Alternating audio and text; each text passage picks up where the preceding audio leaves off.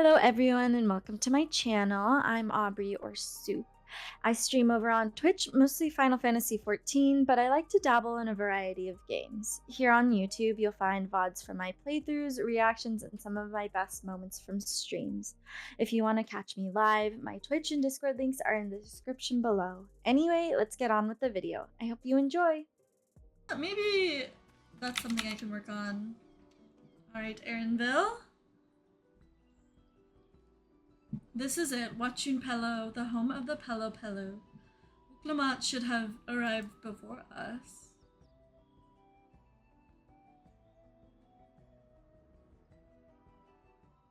That's not good. Oh wait. I'm gonna turn down the BGM.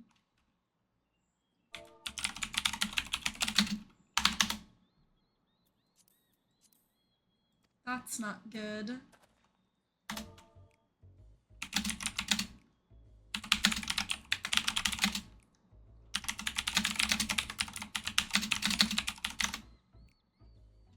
Oh, whoops, sorry.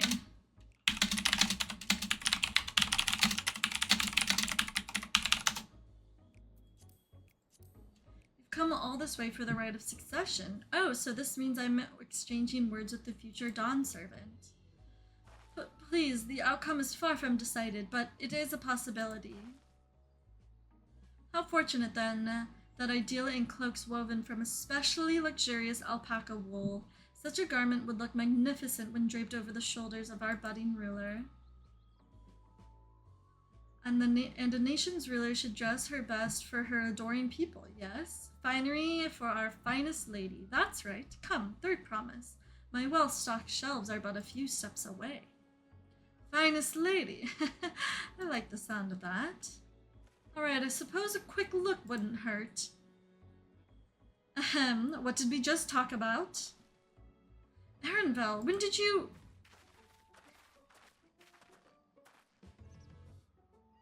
Ah, a Shatona from far-off Zaktural.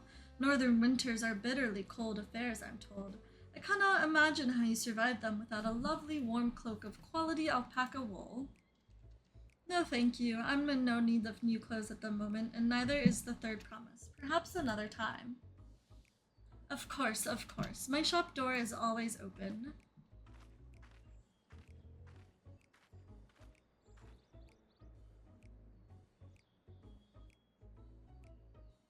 You were saying something about not being easily charmed? I was just... As I mentioned previously, the Pellu people live for bringing happiness through trade.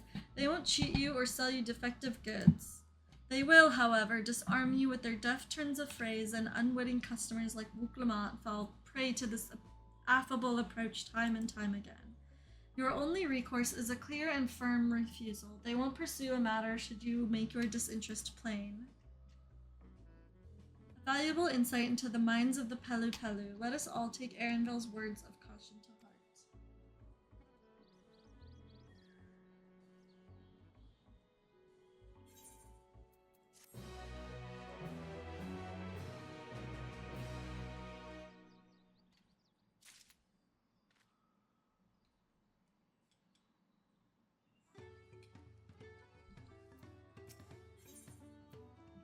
Wuklamat is ready to search out the Dawn servant's electron.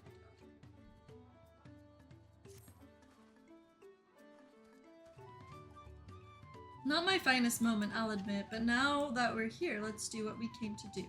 Find the Elector. Allow me to propose a strategy, then. Kryl, Alize, and I will speak with the merchants. Wuklamat, you and Erinville might try and approach travelers and passers-by. Lilith, pray investigate any of the other establishments which catch your eye. Should we learn aught of use, let us relay it to the third promise.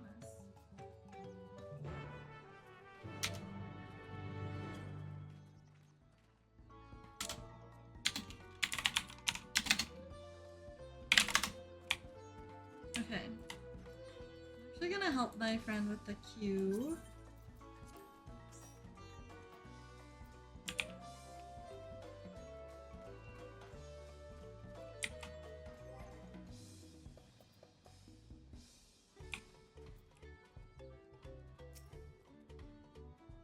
The Dawn Servant's elector?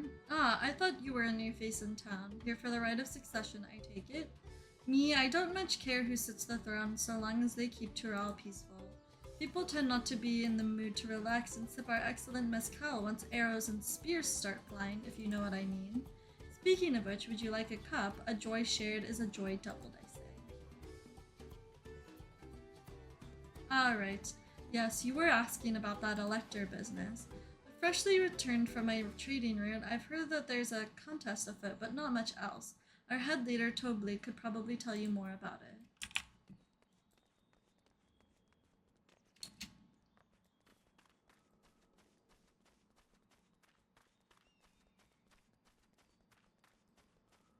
Impatient porter. Electors? Oh yes, I've heard all about the right of succession. They're looking to put a new ruler on the throne, eh? Personally, I'm rooting for Zoralja. If the first promise wins, he'll look to expand our sphere of influence. That means access to more resources and more customers. In the thousands column, potentially. So many new trading opportunities to spread happiness far and wide. Others have been coming around to my way of thinking. So I've begun crafting goods inspired by the resilient sun. Would you care to purchase something? No, I would not. Very well. You said you wanted to know about the elector. I could help you, but I won't. I can tell you're no supporter of Zoralja or his policies. Rude. Oh yay, the gemstone trader. I sound quiet today?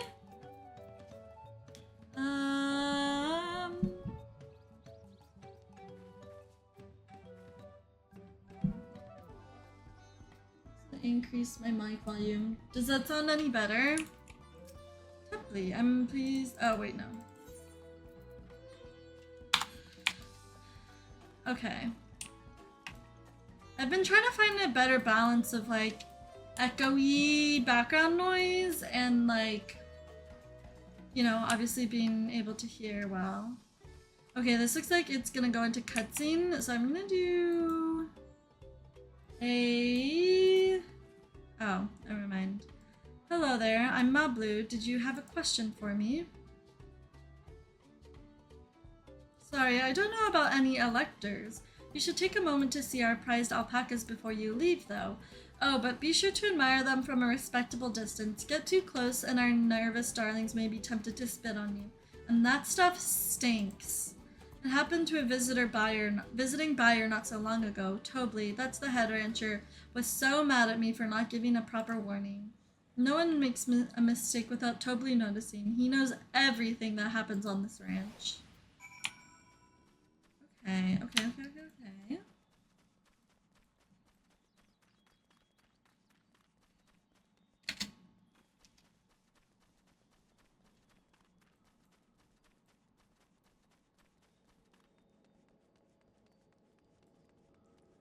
Reporting back to Wuplamat.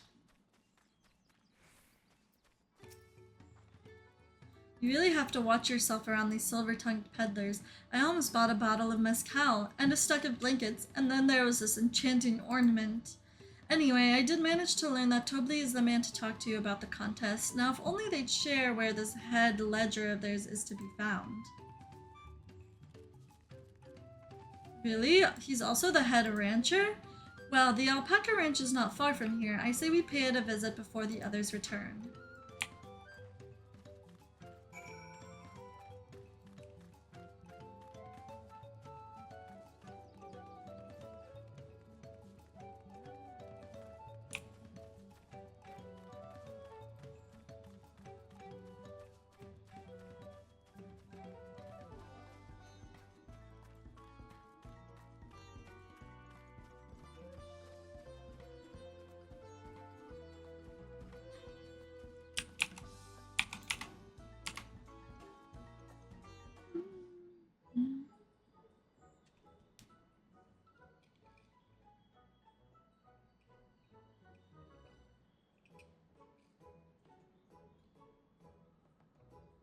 And that is a lot of alpacas. Still, we know the head ledger could be here somewhere. I can't let fear deter me. Not to say that I'm scared, of course.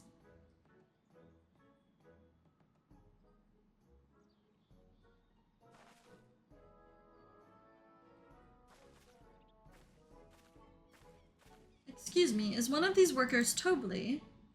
Tobly, oh yes, he likes to mingle with the ranch hands and keep an eye on things. I can't tell you which one he is, though. You can't? Is this part of the contest? All I can say is that Tobly often mentions his favorite pungent subject. He also can't resist a profitable trade, though who among us could, am I right? Still, if you bring him a very good deal, he might let his identity slip. So it's like a game. Easy enough. All I have to do is offer Tobly a deal he can't ignore. No problem at all. Well, maybe one problem. I don't think my purse is deep enough to pay everyone we think might be Tobly. Let's ask some questions first to narrow down the field. Great. We can meet back here to share our impressions.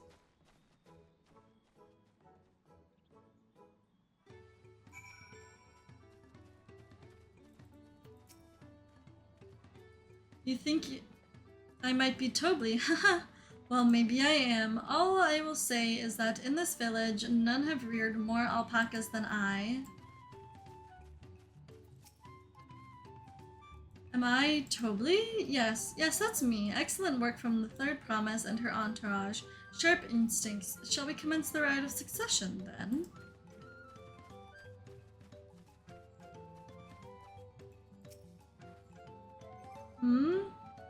Well, obviously I'm not Tobly. Oops, I shouldn't have said that. You're meant to find out for yourself who Tobly is, or if an elector is even in the village at all. Good luck. Ah, a visitor from across the salt, if I'm not mistaken. Be warned, the alpacas will spit if you startle them. I suggest you keep your movements slow and deliberate.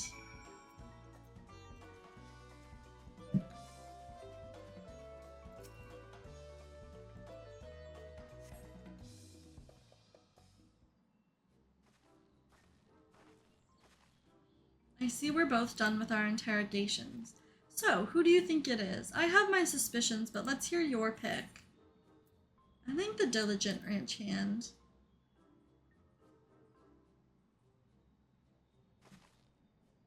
Ah, the worker so intent on stable chores. I had my eye on that one too. Time to rip the mask off our mystery ranch hand, so to speak.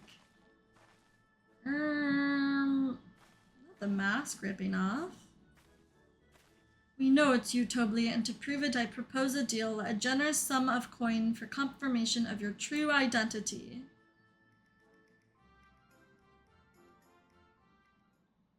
An offer I gladly accept. As you have guessed correctly, I am indeed Tobly, head ledger of Wachumpelo and head rancher of the family ranch. I am also one of Galul Jaja's chosen elector. Aha! In a place featured in the Tuliolal saga, just as we thought. I was right to trust in your instincts, and I wager this won't be the last time.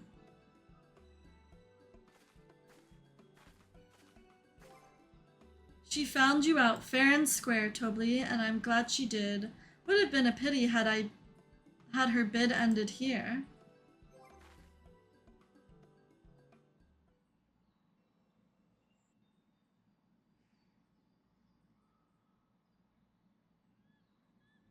Deducing the Donservant's elector was the first step of the feat. Too simple a task for this aspiring ruler, eh? Right. Not hard at all.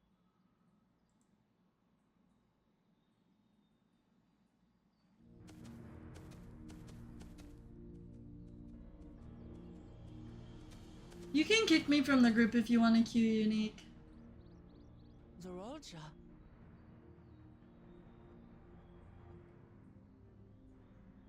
I am told the head ledger, Tobly, is to be found here.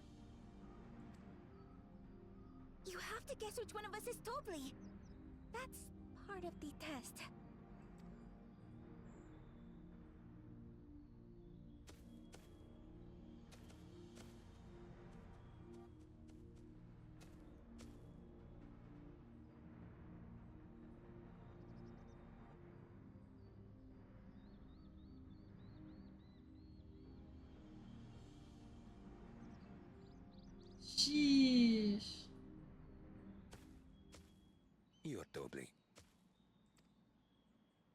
without even asking a single question. Very impressive indeed. With that amusing prologue out of the way, we can proceed to the actual challenge. Per the Dawn Servant's instructions, I was free to devise any manner of feat. I considered a number of possibilities in the Alpaca racing. but I think I have a good one.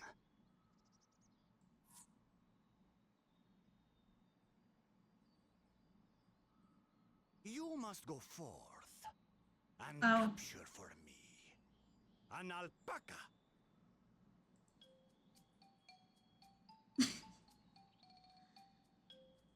Alpaca, brother. While I've not had the best experiences with alpacas, aren't they generally docile creatures? That doesn't sound like much of a challenge. Bring out the example!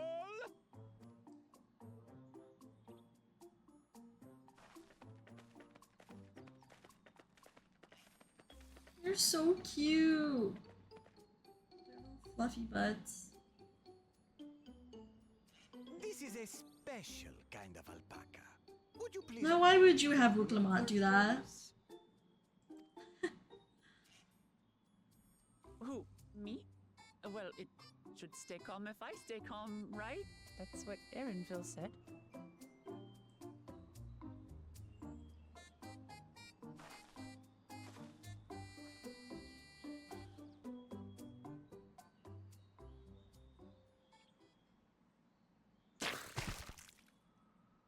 Ah! The little monster spat on me! Ah, oh, that stinks. I can't. Oh my god, Wuklamot, you're being so dramatic. Baby girl, it's okay. Alpacas Hi, are Connor. paradoxical creatures, being both extremely curious and extremely cowardly. Press your luck when they're frightened, and you'll get a face full of spit, as you've all just witnessed.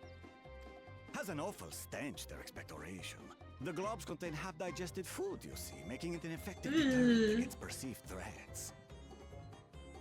Hope you're having a good Wild valley creatures weekend. like this one are especially timid and can therefore be quick to lash out.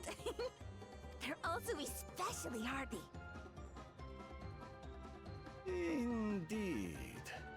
We take the rugged wild alpacas and breed them with our gentle domesticated stock. This produces the strong but beatable pack animals prized by our traveling merchants.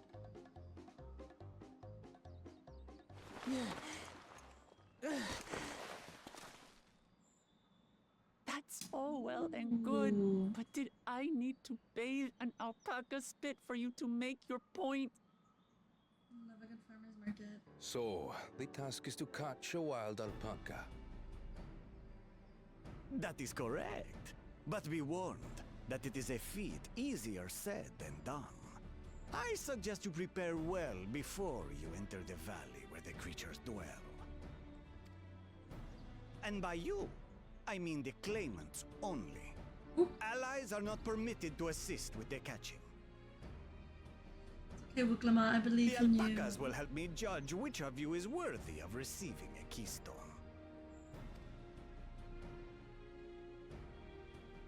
So I'm to chase down a fluffy, spitting demon, and that somehow proves I'm fit to rule? Yeah. As I said, the Dawn Servant granted me the freedom to decide my challenge. And when you reach the end of the ride, I dare say you will understand why I chose what I chose.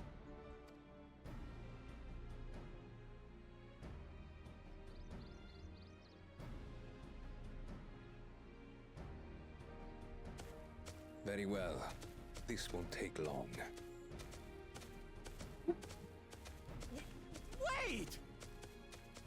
Didn't I warn you this was easier said than done?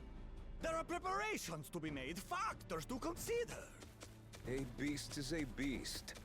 All yield to strength. Okay. You're kind of cringe, my guy. So far, this experience has done absolutely nothing to improve my opinion of alpacas.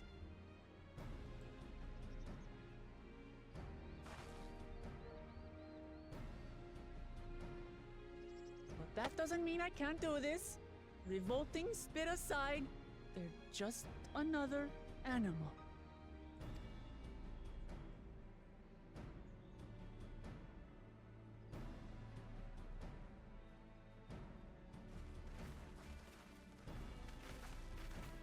Are you all right, Orclamat? We thought we heard you scream. The third promise does not scream. It was more of a startled yelp. Scream, Whoa. in other words.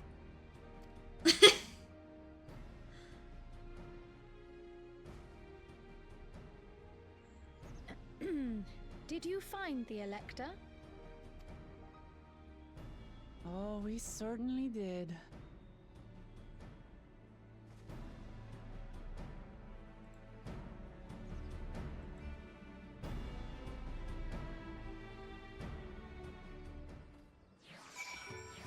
Oh my gosh, slay, that was like perfect timing. Okay, Wuklamat. I had to go and wash that nasty stuff off my face. I think I got all of it. But would you mind taking a sniff for me just to make sure? The stench has ruined my sense of smell. Hey, I saw that look. Traders of happiness. Doing a quick sniff test. Stinky. So, can you still smell it? Be honest. Oh, wait, sorry. Erinville wishes to discuss the feat of gold.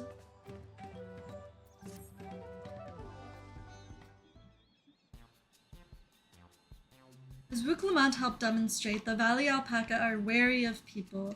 Getting close enough to catch one will not be an easy task. You might have warned me about that earlier. I have enough trouble with tame alpacas. How do you expect me to wrangle a wild one? With the proper saddle, we infuse the leather with a relaxing scent that soothes the spitting beast.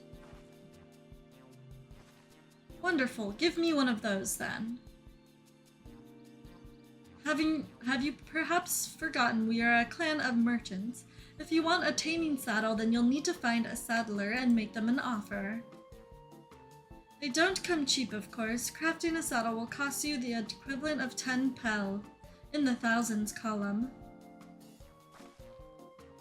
You mean 10,000 pel? I don't have that kind of coin.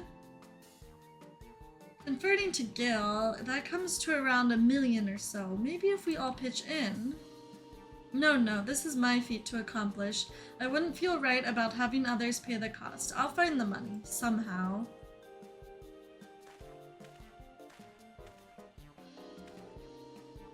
In that case...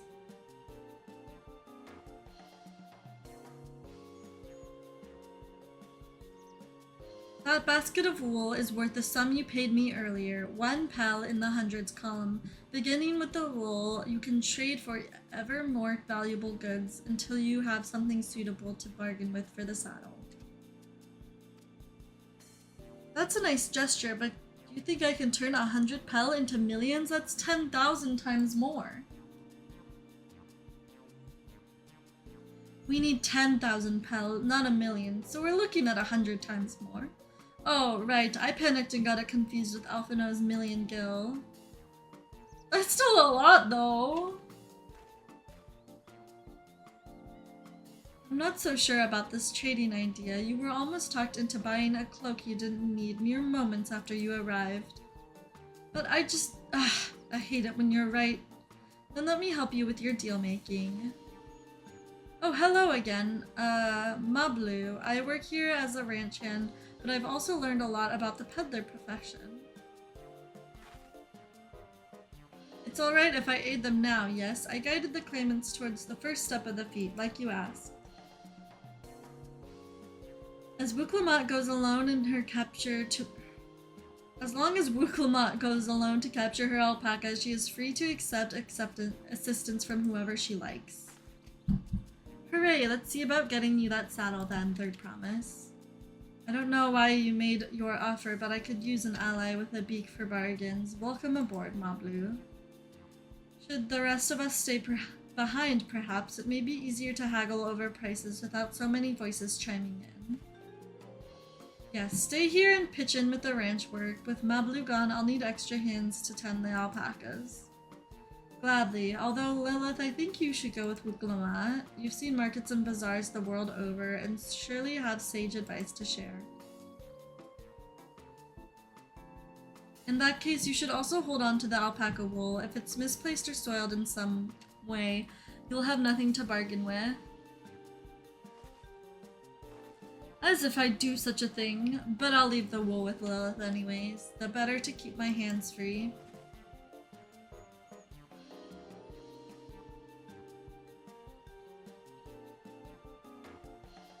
To begin, I suggest we try trading the wool to Havli, the saddler. He won't agree to the deal, of course, but it'll give us an idea of how much he'll accept for his wares.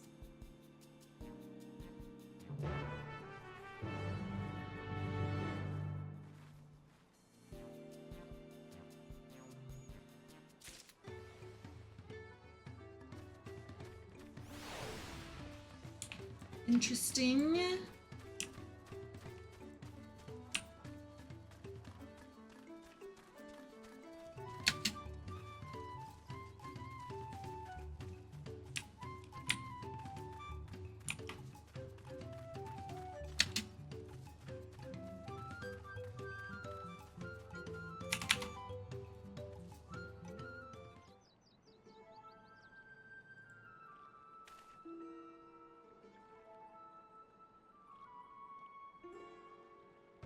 Something I can do for you?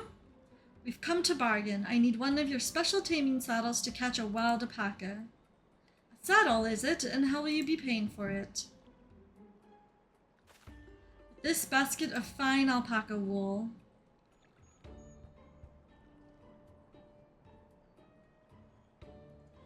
What use does a saddle maker have for wool? Besides, this would barely cover the cost of a single strap buckle. Offer me something I actually want.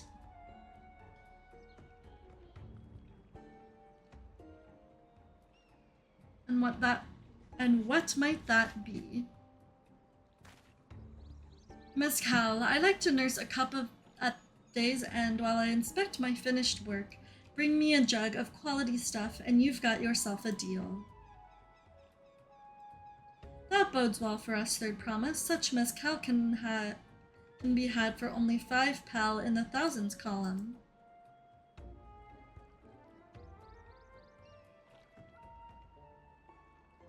Hold on. Did you say third promise? Then my offer has changed. The saddle is going to cost you a jug of premium mezcal, aged 3 years at least. Oh my god, 3 years? That stuff is valued at 10,000 pal or more. Why have you doubled the price? Because I must support the man of ambition who will see my business prosper. Sir Alja will go to war and his cavalry will need saddles. Lots of saddles. It's nothing personal, third promise, but I won't sell you my craft for anything less than my asking price. Zion!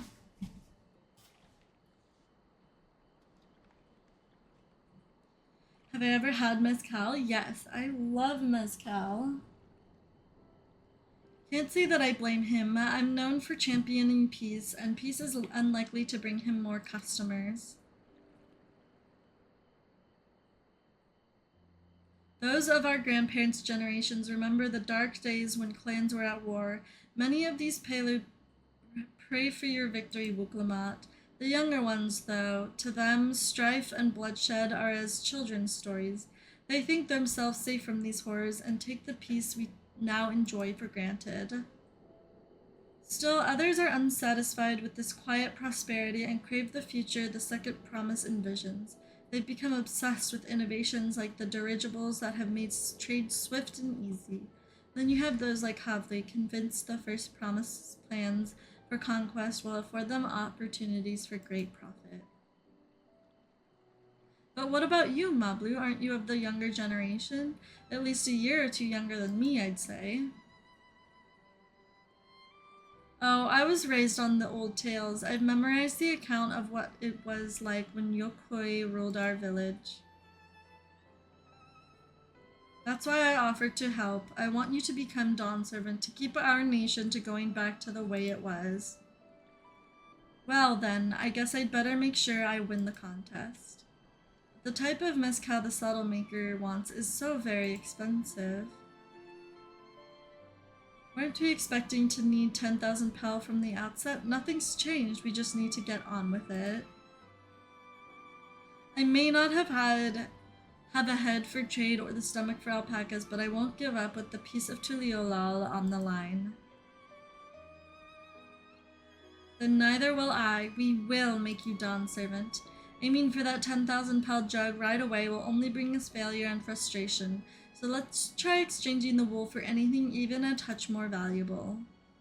The trick is to find someone who needs alpaca wool and was willing to trade at a loss to acquire it. Someone who supports your bid for the throne, for instance.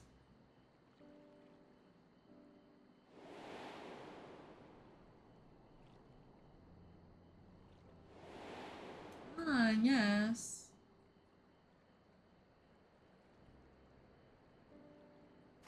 Of course, the weaver. Bolnock was his name, I believe. He went out of his way to say he agreed with my vision, and he was here to buy wool. I think I remember the direction he was going, but for now let's head back to that road where we first met him.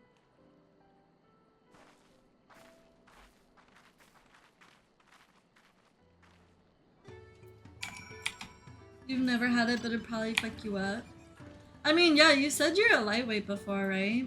But I feel like mezcal is like, it's not really something I drink to like, you know, like drink, like get drunk. It's more like, when it's in like nice cocktails, it's really nice because it's like, it's really like smoky, but like in a different way from like whiskey or whatever.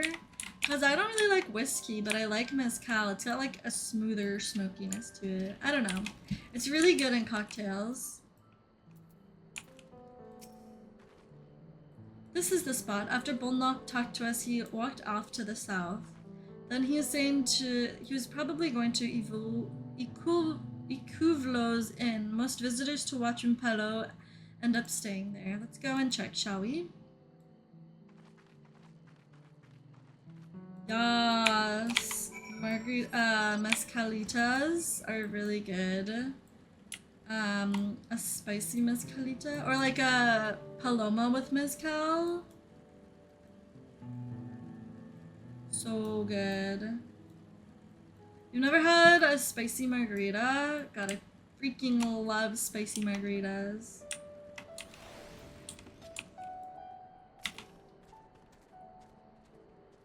Ooh, Glamat.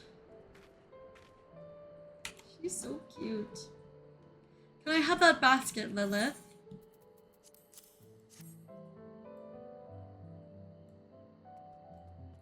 Thanks. Now let's see if we can turn a profit.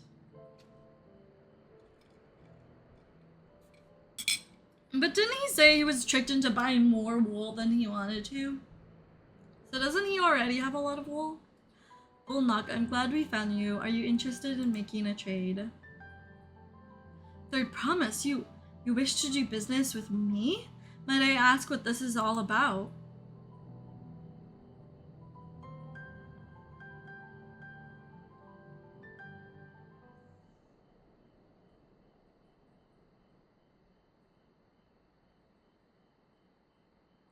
I see, so the goal is to turn that basket of wool into a jug of 3-year-old premium mezcal.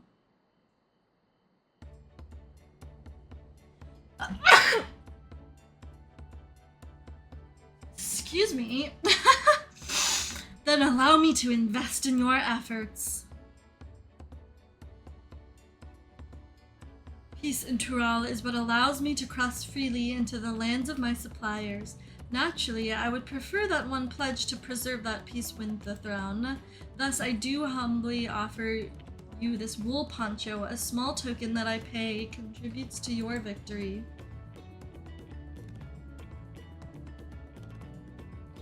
Oh, that's fine craftsmanship. A garment like that would easily fetch five pal in the hundreds column.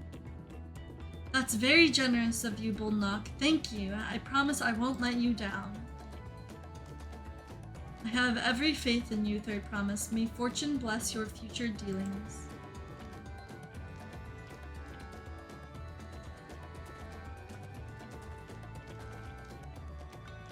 Can't believe you quintupled your investment with your first deal. We're off to a spectacular start. Only because Lilith remembered our weaver friend. All I did was hand over the wool. That's not true. The connections you build with people are vital. This is one of the most fundamental precepts of trading, one which you've instinctively mastered. You think so? I know so. Now, let's take our 500 pal poncho and trade it for something even more valuable. Here, Lilith, you take the poncho. If I lost it somehow, Aaronville will never let me hear the end of it.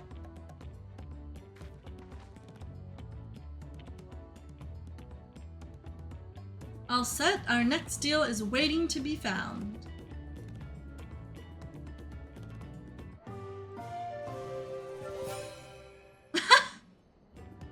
Okay.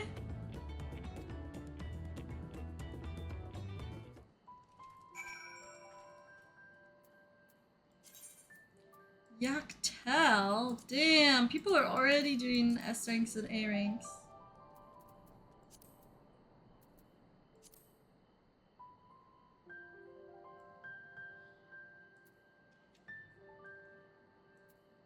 Yes! New expansion released yesterday. Well, early access. It officially releases in 2 days.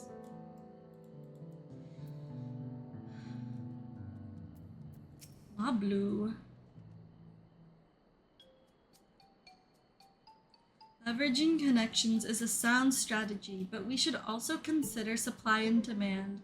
An individual in urgent need of good poncho will offer more than a merchant simply looking to stock his shelves.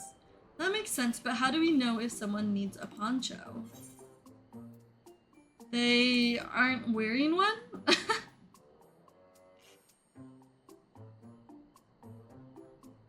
That's the obvious answer, is it? We look for a person without a poncho and hope they're eager to buy ours. Yes, there you go. We find the demand for our supply. So where should we begin our search for prospective buyers? There are any number of places, but we could do worse than starting right here at the end. There might be interested travelers.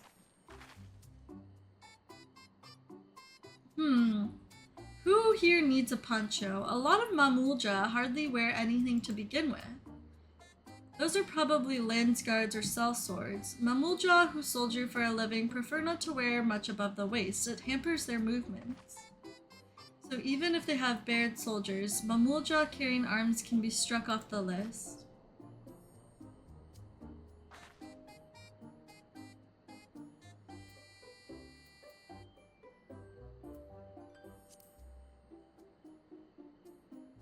Let's see, no cloak, no coat or cloak, but also no weapon. We might have found a winner. Oh, there, friend. You're not mercenary by trade, right? I was curious about your bold choice of dress, or lack thereof. Oh my god. Hey, so, why are you naked? Oh, it was no choice of mine, believe me. I was attacked by beasts on the way here and barely escaped with my scales intact. My coat was not so lucky. I'm actually a toolmaker from Tuliolal and was dressed quite smartly. All the better to show the Pelu I am a man who takes pride in his appearance and therefore his work as well. But now look at me. Well, sir, this is your lucky day.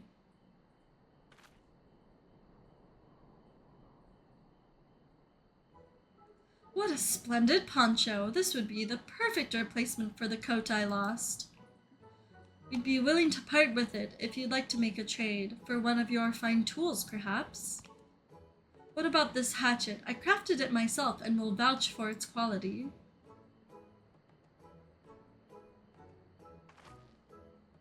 The blade looks sharp and the haft well made. I'd value it at 1 pel in the thousands column.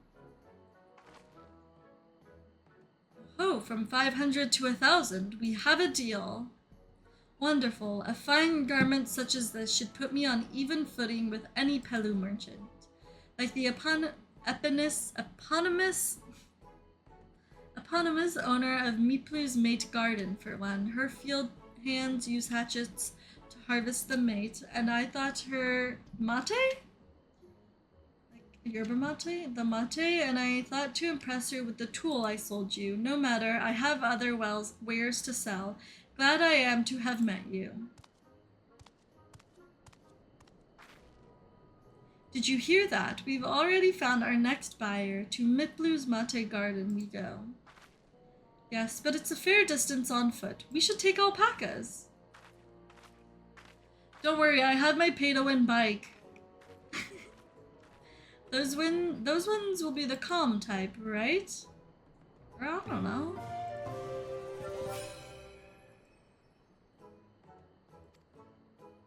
Fine trade.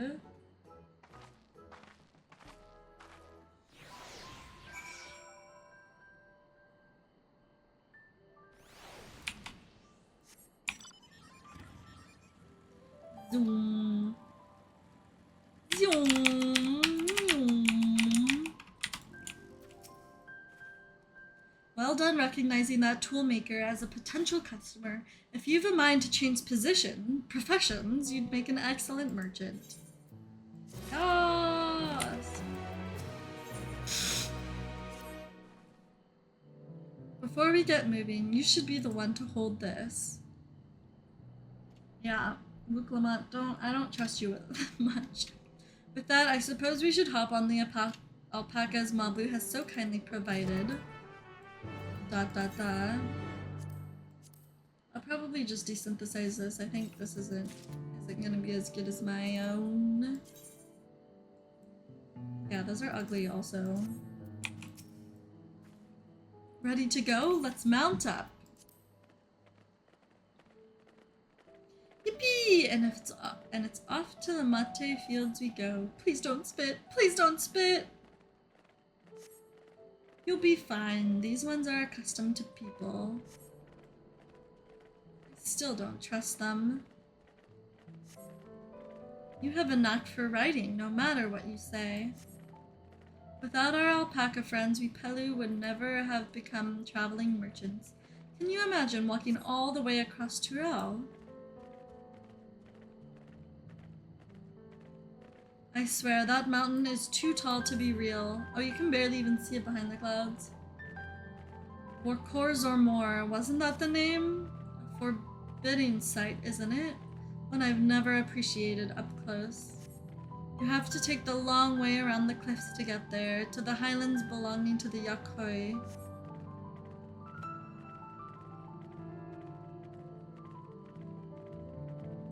So, Mablu said, you said you were learning about the peddler profession. No, I love it. I love working with alpacas. Becoming a peddler has always been a dream of mine. It's just, I'm not sure I have the talent for it. If I can help you buy the taming saddle though, then it'd be proof that I can do this after all. In that case, you'd best get ready to be a merchant. Look, we're almost there. Look, these freaking cactuars, they're like yellow. Not a cactuar. I saw them last night while exploring. Like, oh my god. New cactuar color just dropped.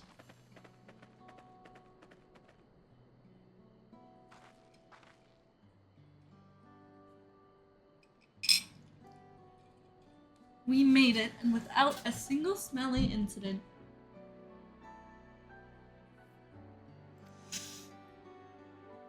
I sent the alpacas back to Kuvlo's inn, so we'll walk along the main road when we return to the village. Speaking of roads to travel, you were adopted by the Dawn Serpent, weren't you, Third Promise? That I was. Then perhaps you understand. I was an orphan too, you see. Tobli took me in. He took in all the ranch hands, actually. All of them? Yes, and everyone works hard at their chores, grateful for the opportunity to repay the head ledger's generosity. Yet here I am, the only one wanting to go off and be a merchant.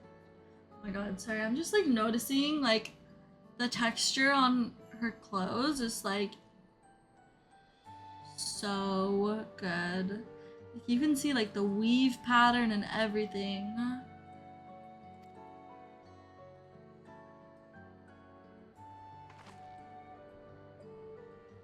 I'm sorry, I don't know why I'm telling you this. We need to keep trading and things for your saddle if you're prepared for the feat of gold. And it's mate harvesting season. They can't have too many quality hatchets. And to that Wuklamat's way with people, and we should have no trouble making a favorable deal. That's Miplu herself over there. Pass the hatchet to the third promise and let's get to the bargaining.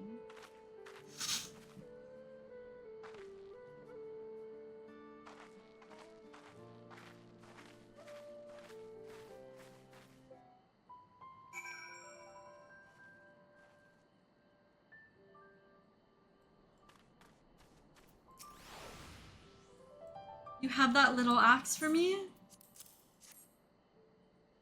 There you go. Thanks. Now to see what we can get for it.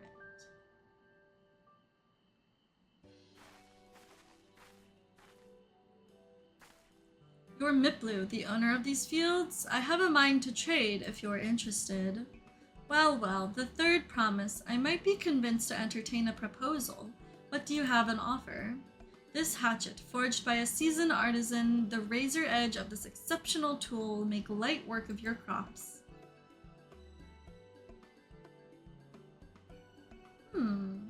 Herm. Minecraft villagers be like, herm. The quality is acceptable, I suppose. I offer you a large sack of mate leaves in exchange. A sack of mate leaves is valued at 1 pel in the thousands column, the same price as the hatchet. This deal would bring us no closer to the mescal. If I may, Mistress Miplu, it's harvesting, is it not? Does not the demand for hatchets afford them a higher value? It is indeed the season, which is why I procured an ample batch of tools well in advance. We've missed the window for demand. In that case, we'll have to fall back on connections. Think of it this way, a generous deal here will put you in the third promise's good graces. Surely that's worthy of consideration. I do not wish to give offense, but I must tell you that I stand with the second promise. His innovations will improve every aspect of our lives, I believe, including farming, and I will no longer have need of hatchets. I assure you that I have nothing but respect for Wuklamat. That is why I'm prepared to purchase a spare hatchet at a fair price. I suppose it is fair, given your reasons, but we ourselves would be no better off for the transaction. How about this, then? If you were to help bring in your harvest, will you give us a better deal? As a matter of fact, I would. Until Koana's reforms come about, I can always use more hands in the field. Then you can go ahead and add our labor to the bargain.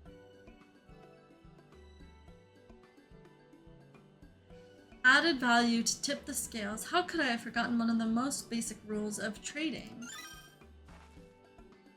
You can rest here if you like, Mablu. Lilith and I have mate together. Oh no, I'm helping too. Off to the fields then, and mind you pick the healthy leaves. I'll take 5 good bundles from each of you.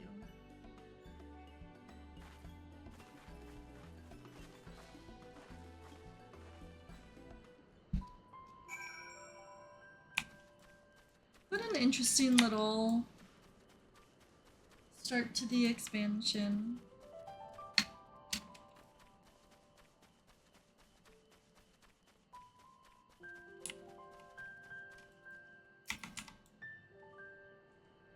Verdant mate leaves. Is that a viewpoint up there? Getting that viewpoint.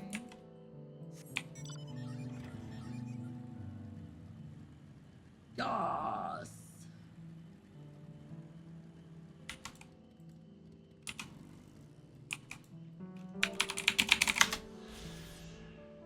Where's Mate Garden?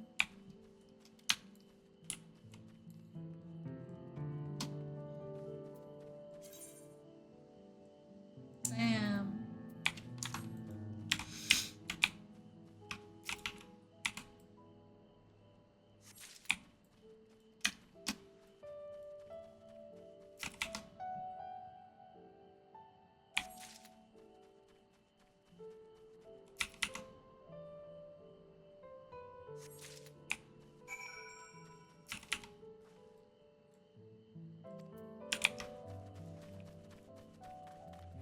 Very, very swag.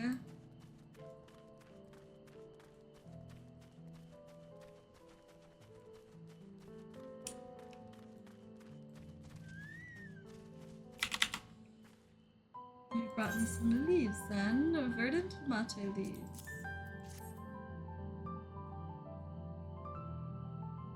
An acceptable harvest. We'll see how your companions fared before I make any decisions, though.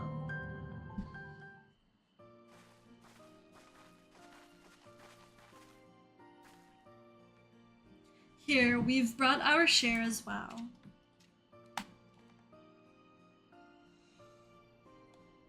Thank you, Third Promise. This is more than enough to hold up your end of the bargain. Now it's time to honor mine. After adding the value of your labor to the price of the hatchet, I am prepared to offer you a full stack of our highest grade mate leaves. Premium mate bought at the shop. One sack of those leaves would cost no less than 5 pal in the thousands column. We're halfway there! Then we can bid farewell to this hatchet.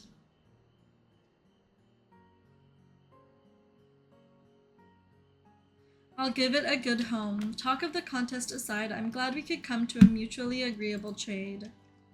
As am I. All the best with the rest of your harvest.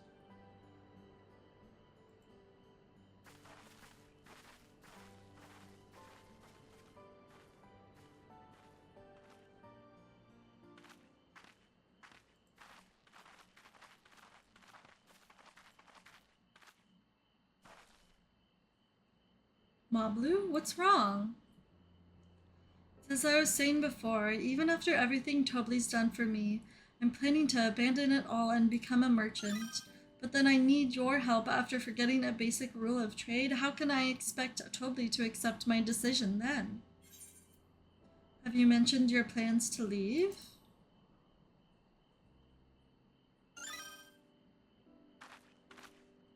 Not exactly. I wanted to prove I could succeed as a peddler before I declared my intentions.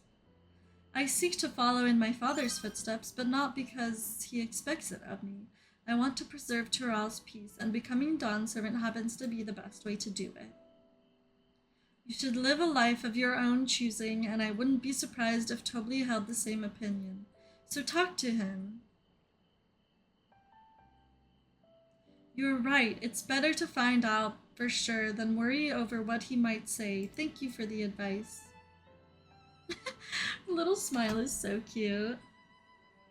But first we have a saddle to buy. I want that success under my belt so I can be sure of my decision. What's next then? We trade our tea leaves for something halfway to 10,000 pal? No, I think we're close enough now. I say we go straight for the premium mezcal. Bargain our way into double the value, eh? You think I can do it? Trust me, we will make this trade work. I admire you, Third Promise. That you're holding your own against such strong competition for the throne is inspiring. Am I really holding my own against Koana and Zeralja?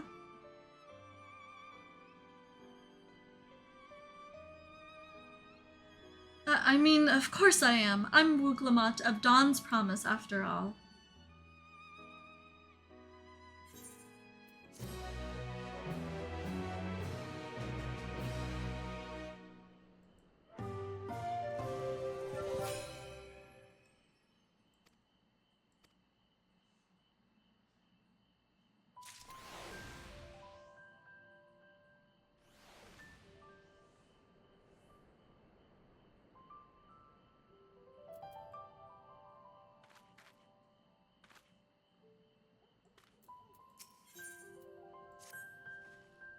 Before we go, let me give you the matelis. I don't need to risk proving Arundel's point. I'm crying. Girl, you're supposed to be the leader of this tonight. And you can't even keep track of your belongings. Ready then? Our next stop is Mezcal Distillery.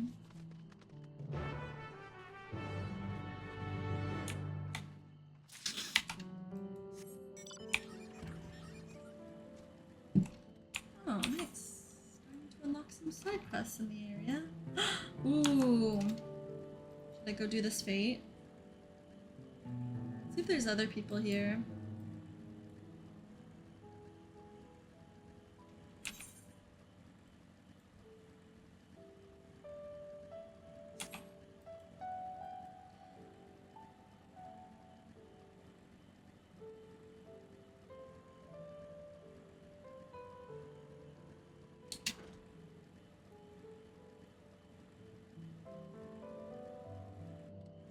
Oh, nice. I see someone's already there. I don't have to.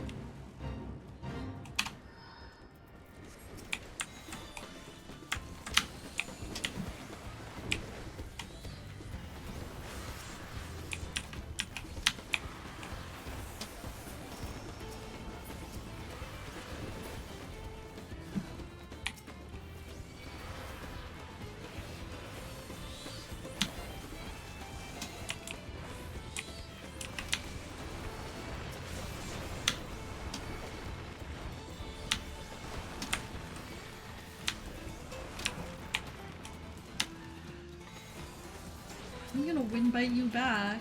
The hell?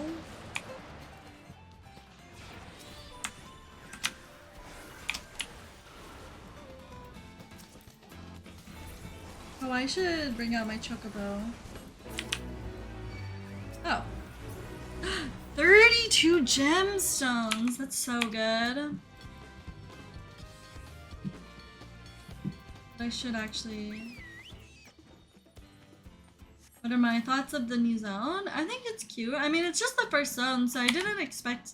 Also, I'm pretty sure this is the zone we saw in the media tour, so... Kind of what I'm expecting. I love all the cacti and, like, succulents. And I'm really intrigued by the mountain.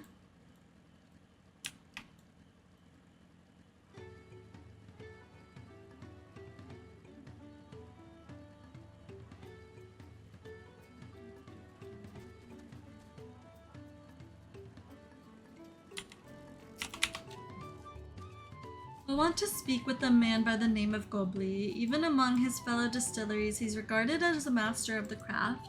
He knows the value of his product, so if we are to convince him to trade for twice what the leaves are worth, we're going to need targeted information. That means asking around and taking in the gossip. If you could talk to people here in the distillery, Lilith, perhaps Wuklama could do the same with the village entrance. Meanwhile, I'll head to the north side and see what I can learn.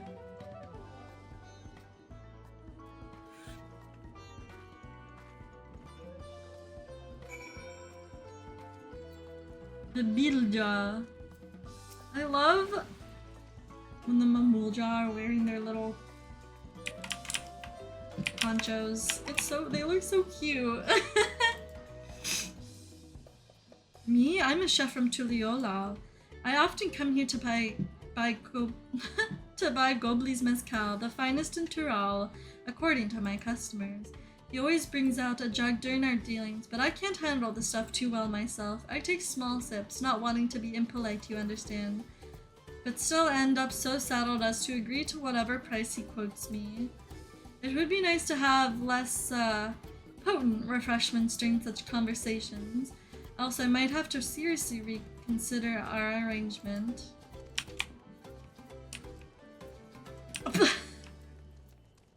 Not this mezcal maker, like, getting his customers drunk as fuck so they overpay for his price, for his products. Gobli might be deft-handed at distilling, but he's got no sense when it comes to appearances.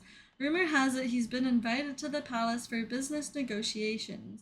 If he presents himself to the court wearing his usual rumpled attire, though, he'll be launched out of Sunperch. LOL. Gobley's is gonna make a fool of himself, I guess. Ooh. There's not much I can say about Gobley, but I can tell you what Gobley's been saying. The other day, he was muttering about monsters prowling around Agave Jaws.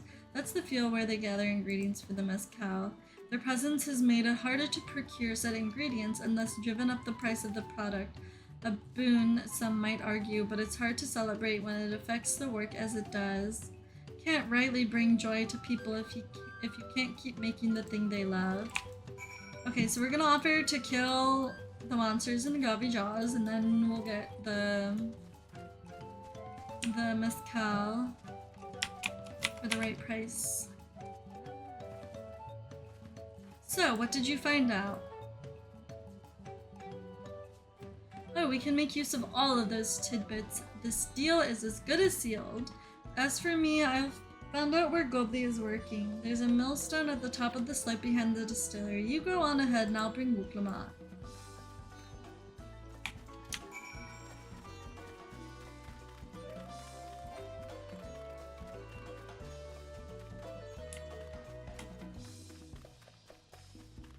I'm almost caught up to you. Yeah, I don't know. I like vaguely saw some of the first dungeon, and it looked like it could be in this area, but honestly, I don't know. You have business with me, madam. Why don't we talk down below so as not to distract the alpaca from his work?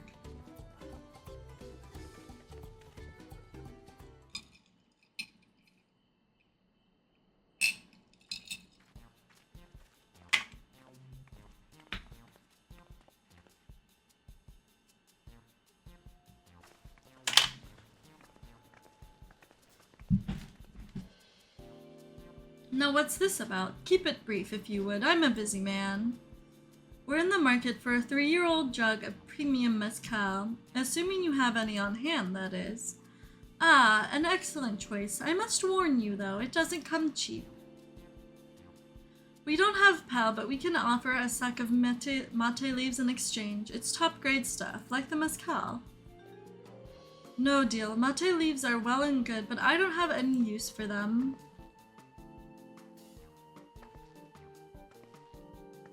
No deal, just like that?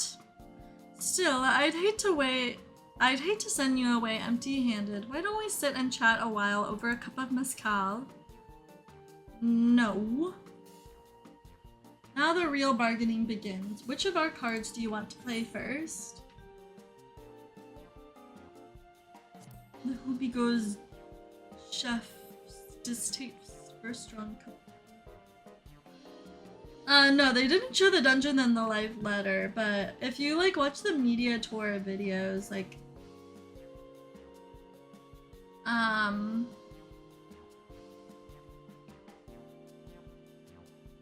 lot of creators, like, showed that gameplay. I appreciate your hospitality, but I'm afraid I can't hold my drink. I've heard the same of one of your regular customers, a Hubigo Why do I saying it? A Hubigo chef is the same. Seeing as not everyone can enjoy mezcal, I wonder if you might benefit from having other refreshments to offer. Something like mate tea, for instance, and brewed from the finest leaves, of course. Ah, you're right. Absolutely right. I had noticed a growing reluctance on the part of my Hubigo friend, but did not realize I myself was to blame. I must endeavor to be a better host. Still, even with that added value in mind, no sack of leaf is worth the mezcal you're after.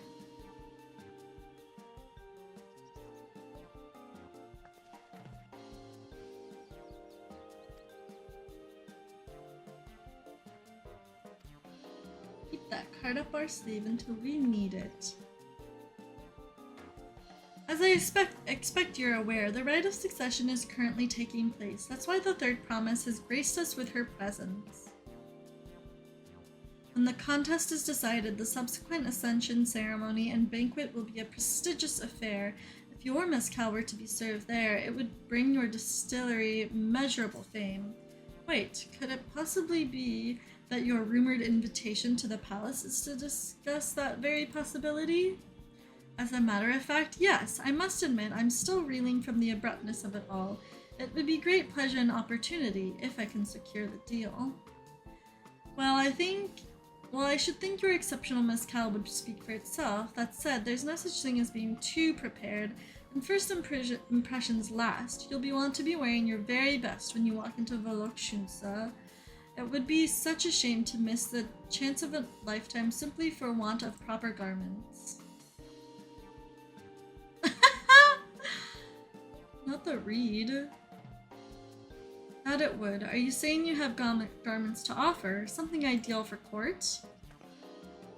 We have no garments, I'm afraid, but we can provide you with the next best thing, an introduction to a weaver. His name is Bolnok, and his works are highly regarded in Tuliolal.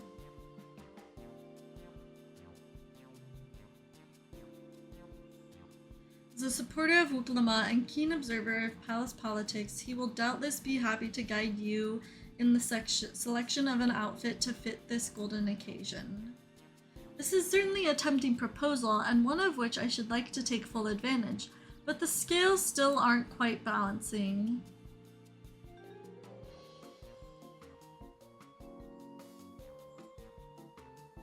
Say, weren't there monsters running amok in Agave Jaws? That's a problem we could easily solve for you. Truly? I would be most grateful for your immediate assistance. I was resigned to hiring sell swords to clear them out.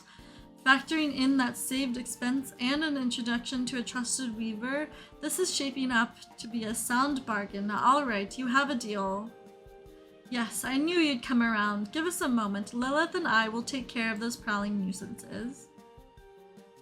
In the meantime, I'll use the time to pen an introductory letter to Bolnok. The fields you're looking for are just north of Watchung Pello. Be safe!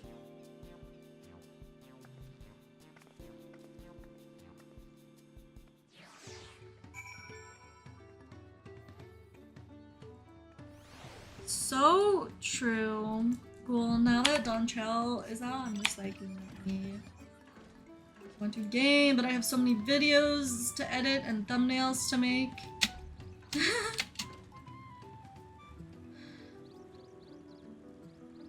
All of my, yeah.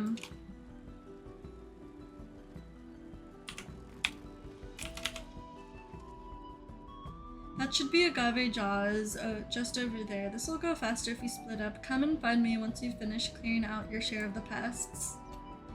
Yes, ma'am!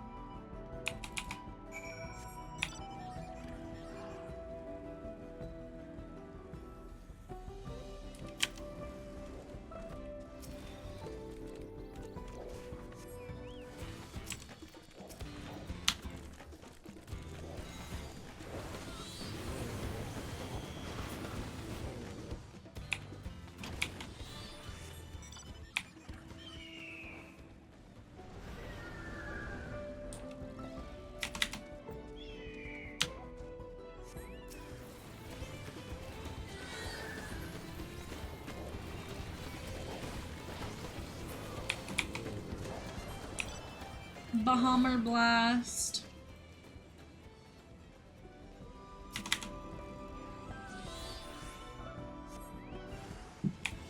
Oh wait, I think my Chocobo just leveled up.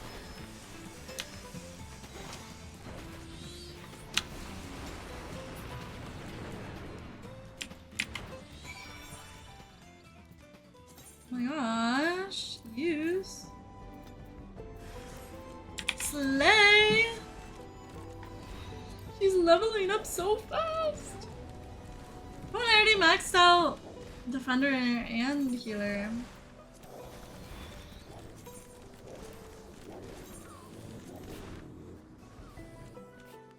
Enhance accuracy.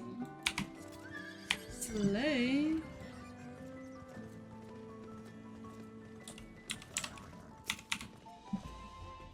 Compared to the creatures I hunted with Papa, this was no challenge at all. Come on, let's head back to the distillery. All that's left is to give Moblu the sack of leaves so she can seal the deal. Yeah, the cap is 20. Been wanting to cap her for a while, but I just don't do a lot of overworld stuff, I guess. Like, I haven't until like the recent fake grind I've been on. Which hasn't even been much of a grind, really. It's just been a couple times doing that, but yeah. Those monsters were no trouble for you, it seems. Now, if I could just have the sack of these. Here you go.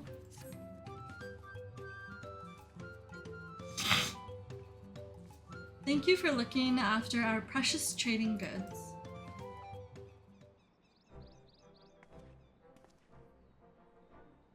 Your monster problem has been resolved, Master Gobley.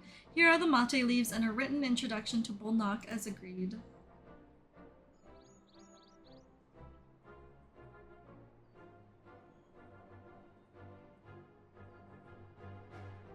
Then the deal is done. Here, your jug of premium mezcal, aged 3 years. Please accept it with my compliments.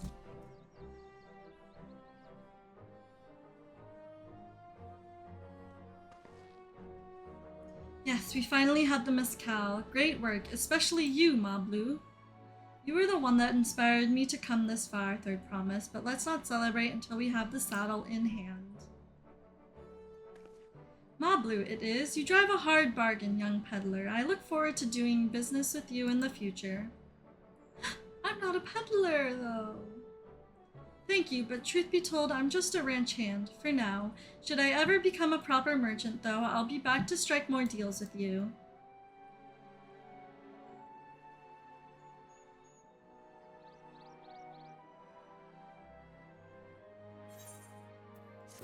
Yes!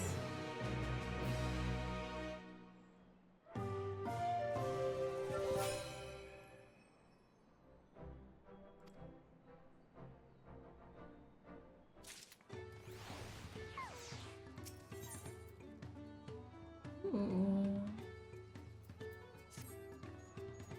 Even at the palace, I don't think I've held a 10,000-pound jug of anything before.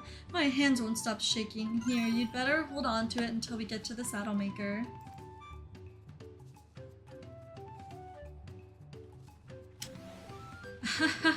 Can you imagine if we dropped it and had to start all over again? Luckily, Havli's place is not far. We just need to head across the plaza.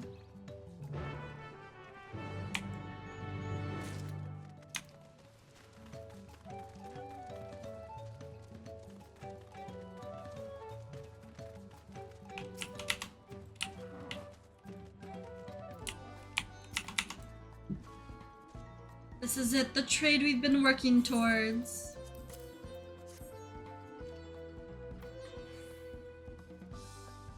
Phew, still in one piece. Right, time to make our deal.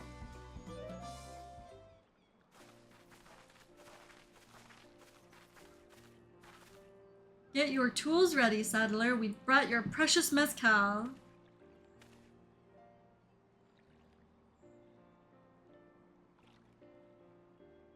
Wait, you actually got your hands on a jug, but you had nothing, a few measly clumps of wool. What we had was an aspiring trader with a gift for negotiation.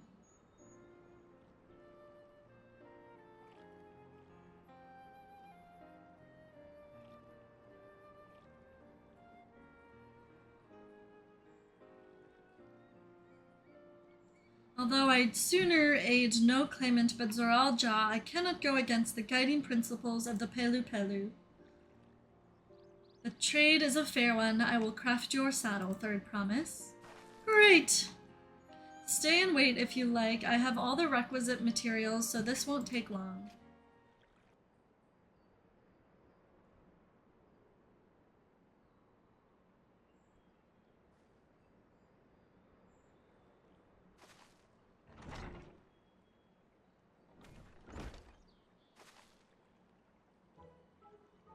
Your commission is ready. Catching a wild alpaca is never a simple affair, but you'll have an easier time of it with one of my saddles.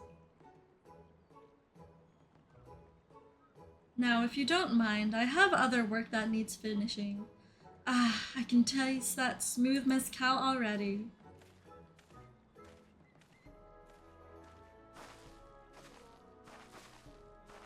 We did it! The saddle is ours!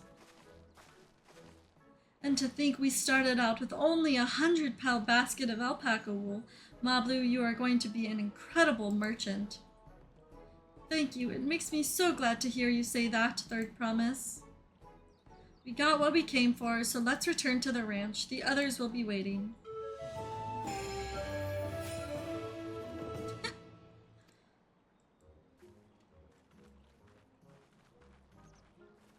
Cute.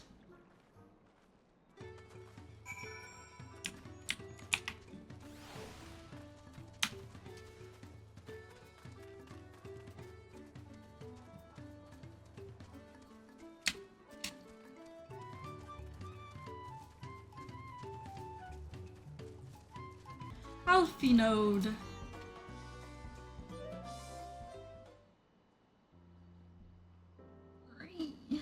You've acquired the saddle, then? Yes, and in no small part to the Mablu, and thanks in no small part to Mablu. Before you rush off to catch an alpaca, though, let me teach you how to saddle one. I'll bring one of our wild-born friends so you can practice.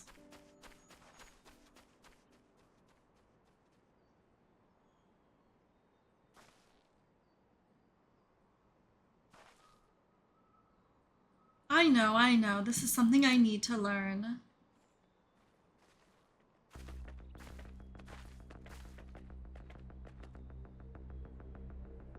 All this intense-ass music.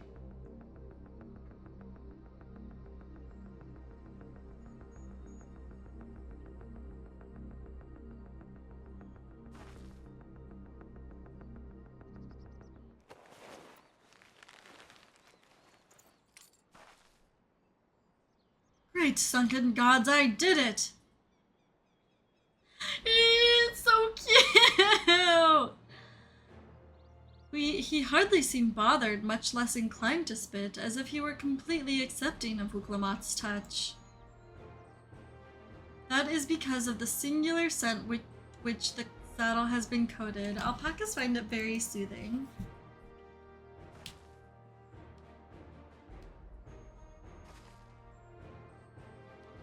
You know, I've never taken a good long look at one of you before, but you're actually kind of cute. You're only now noticing that?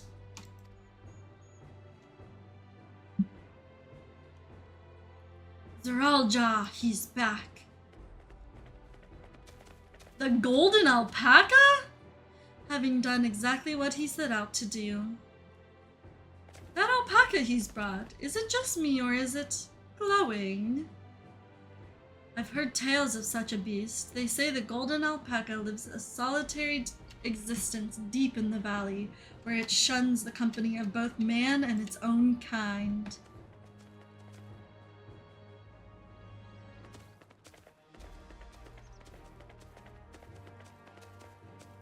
How did he manage to snare a prize like that? A beast knows its betters. Faced with overwhelming strength, it will yield rather than risk death. An apt illustration of how greatly the power of the first promise exceeds yours, Wuklamot. So rude. Strength alone won't win him our father's throne. I'll be the one to find the golden city, and then Tural can remain at peace. Golden Silly? An everlasting desire for peace can only be forged in the fires of war. To unite as one, the people must be taught.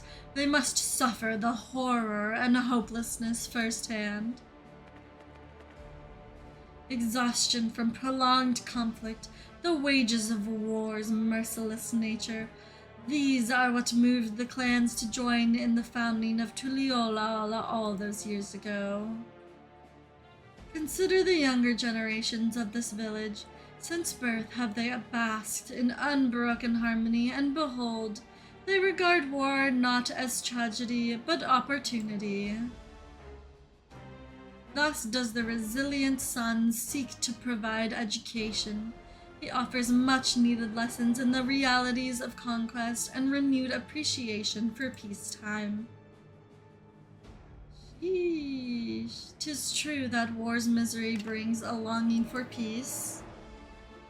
But I have seen with my own eyes what becomes of an empire forged through the violence you propose, the rebellions it spawned and the ruins it left behind.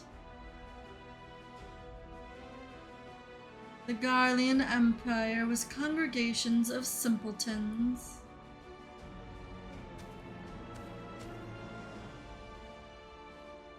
The oppressed fought back against the oppressors, as well they should. Men are not beasts. Only a fool would seek rule over all with the threat of force alone. This is why Galul Jah did not elevate Mamul Jah, why he treated all clans with equal respect. However, the first promise has his gaze fixed upon more distant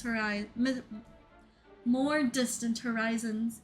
He would unite not only to Leolal, but the star in its entirety. Not him wanting to, like, go for world domination. What the hell? What? Why? I need not explain myself to you.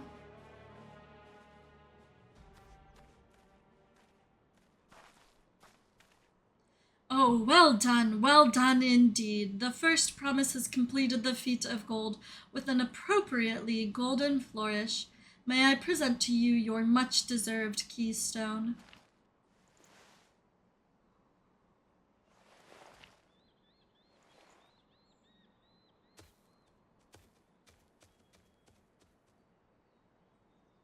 He's always been like that, never sharing his innermost thoughts with me or even Kana. It's like we're not even family.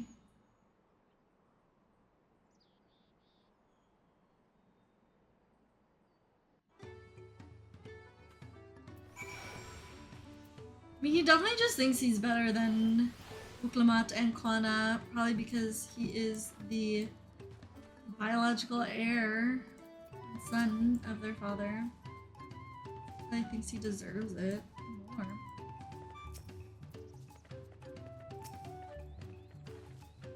I'll ponder Zoral Jah and his mysteries later. Right now, I think I need to think about finishing the feat of gold. I have my saddle, I've practiced how to use it, so lead on to where the wild alpacas roam. The valley of Orunkanka is northwest of here. Come on, everyone. Even if we can't enter ourselves, we can see Wuklamat off on her hunt.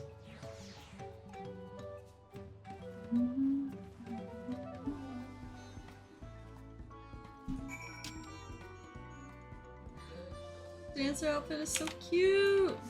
Alright, let's go. Not the red chocobo! Vroom vroom.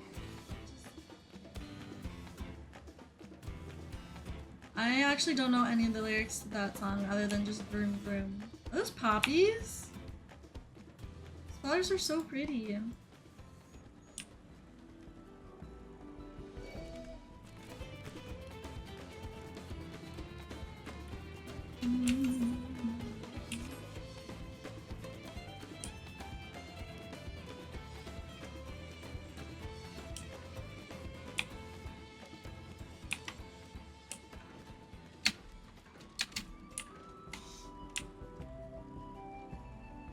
I wonder if we can see over the edge. Not really. It's just a rabbit hole. I can do this. I know I can. Cheer!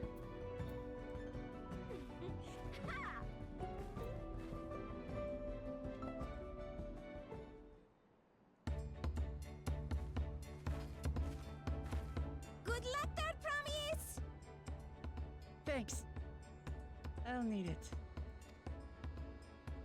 Truth be told, still not sure about alpacas. I'd rather not go near one if I can help it. But if I'm to rule this nation, then I'll need to learn how to live with them. Right. I'm off. I don't know why, but her running off was so funny. So, shall we head back to the ranch, or...? I'm staying here. As will I. Wooklamart is alone in this. The least we can do is stand watch and await her return.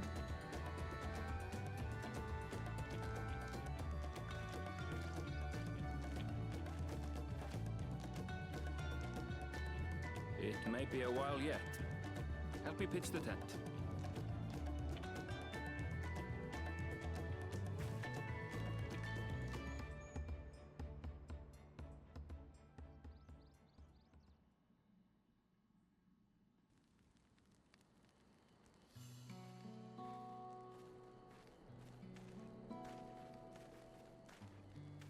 Trust a gleaner to come prepared for anything. What's a gleaner? Someone whose job it is to travel the world and procure uncommon things for their employers. Erenville specializes in finding animals, I believe.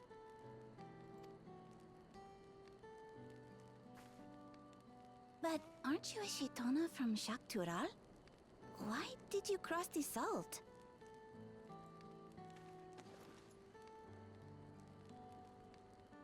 When I was much younger, He's so pretty. the thought of leaving Tural never even occurred to me. But then, some years ago, my mentor tasked me with a difficult hunt. Something I could never find, she said, so long as I clung to the familiar. She suggested that I leave home, leave Tural, and join the Gleaners of Sharlian. As one of their number, I could experience the world, immerse myself in myriad cultures and customs, see the many faces of nature. And once I had learned what is truly important, I would find that which I seek. My younger self took those words to heart, and off I went to become a gleaner. Her words alone moved you to leave behind everything you'd ever known? You must have great respect for your mentor.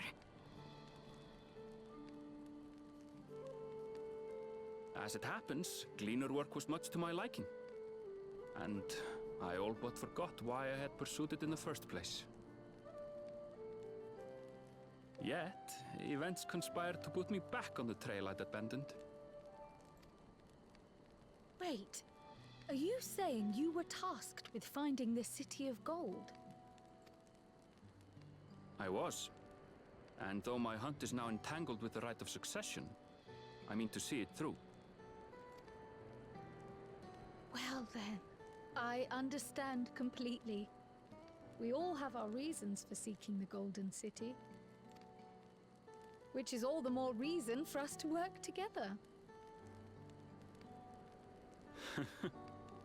Just so.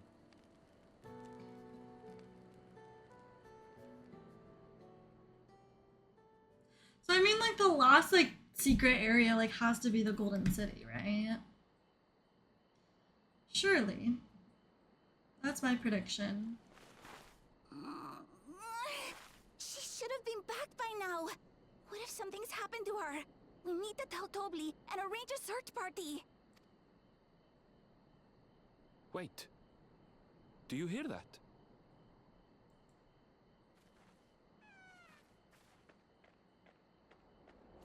Oh.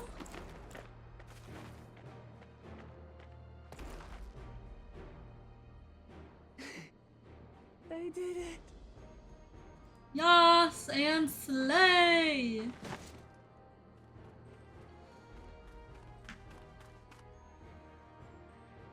I miss the other scions. Where are they at? You're utterly spent, and small wonder. Yes, Alphino. Cast diagnosis. Well done, third promise. The ranch isn't going anywhere. Take a rest in the tent.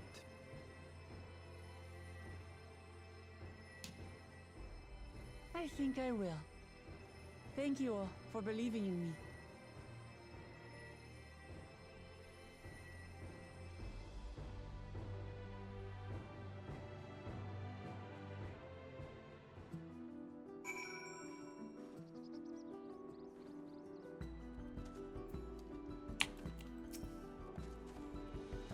I'm so relieved the third promise came back to us safely, and the alpaca she tamed is a healthy-looking beast. Surely this will be enough to satisfy the feat of gold. I don't know what any of these dies look like, so 500 gil.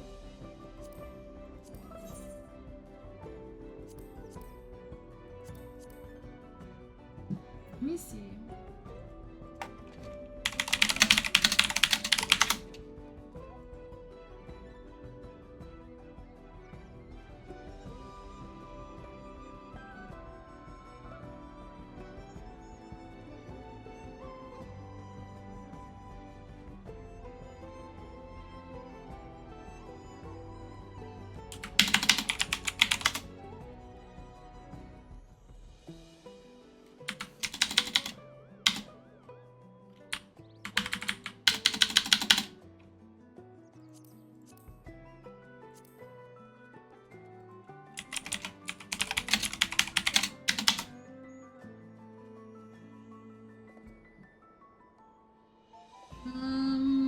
I don't know, I don't really like any of them. So I'll get the ice blue dye, maybe try and sell it. Mob Bloom is minded to rush ahead to the village. Wuklamat still seems a bit unsteady on her feet, hardly surprising after she spent the night chasing alpacas. You know it will melt away fatigue like magic though? Mate tea. I'll run to the ranch and get a pot brewing, that way you can take your time and the tea will be ready when you arrive. As Mablu so wisely suggested, we shall set a slower pace for our exhausted third promise.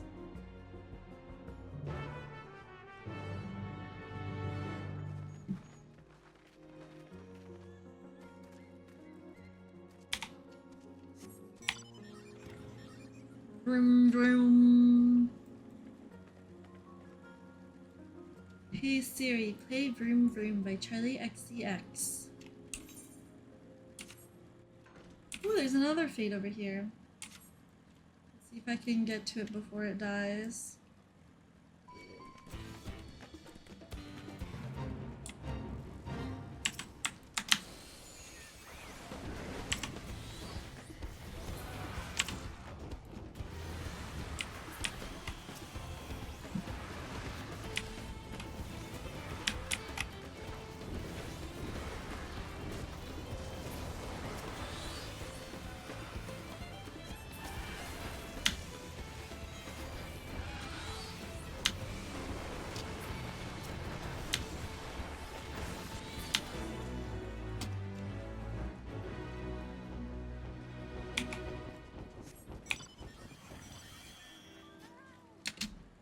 Yas. But actually the fates give like an okay amount of leveling. No, that's not what I meant to do. No! Stop, stop, stop, stop, stop! Keep fucking pressing the wrong key. Came back ahead of the others, did you? I should hurry along with the tea. Then Wuklamat can't be that far behind. Oh, freak! Killed your first S rank and SS rank earlier. I think everyone was progging the SS. Oh my god, I know, I've seen people like talking about the S rank spawning. Ooh, that tea really is magical. I feel better already. I see you've become more comfortable around our fuzzy friends. Watching this one has taught me a lot about alpacas, what grasses and fruits they eat, what sounds they react to, their adorable little quirks. Her smile is so cute. I guess I've grown kind of fond of them. Welcome back, Third Promise. Accomplished the feat of gold, have you? Yes, there's no mistaking a valley alpaca.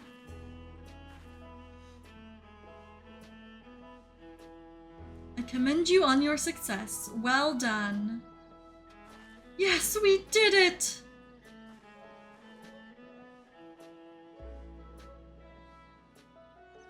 Although I couldn't find a shiny one like Zoraljaw did. I'd be surprised if you had. Golden alpacas are born but once every few decades. They are elusive, solitary creatures that are rarely seen, much less captured, thanks to their innate physical and magical gifts. Only a single other person is known to have caught one before, that being Galul Jaja himself.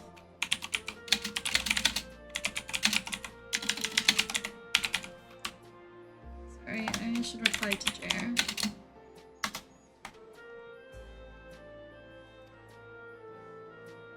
Papa was chasing alpacas too? So my grandfather's stories say.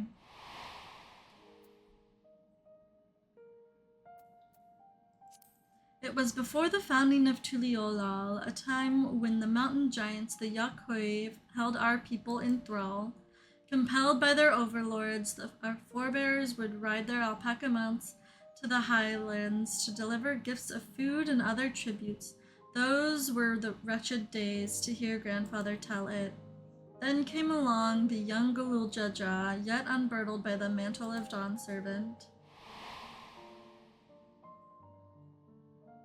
Our people were amazed by his imposing two-headed figure, equal to the Yakhoi in stature, and puzzled by his entourage of mismatched companions. Oh look, it's got a couple different clans there.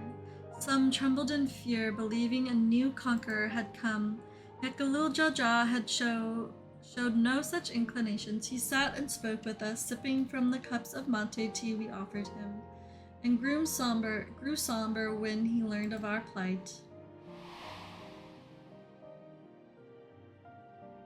None could have anticipated what their visitor decided to do next. Galul Jaja ascended the cliffs to face the giants and freed the Pelu Pelu from the Yakhoi subjugation. He then turned an appraising eye upon our riders and proposed we take to the road to peddle our beverages. The suggestion seemed obvious for one who traveled as he did, intent on fostering amity between clans.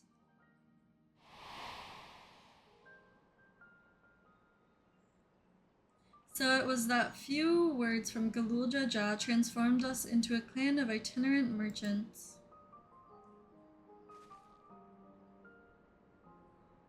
I've never heard the bond Papa forged with the Pelu Pelu spoken of in that way before. The saga is not so detailed. Then you may not know that Galul Jaja sought a sure-footed guide for his trek up into the highlands. Thus did he capture a golden alpaca. So both my brother and my father caught the rarest of creatures, while an ordinary one was the best I could manage. The feat required no more than that, Third Promise, and you brought back a perfectly wonderful beast. Mabu's right, you're a perfectly wonderful beast. If anyone's ordinary, it's me.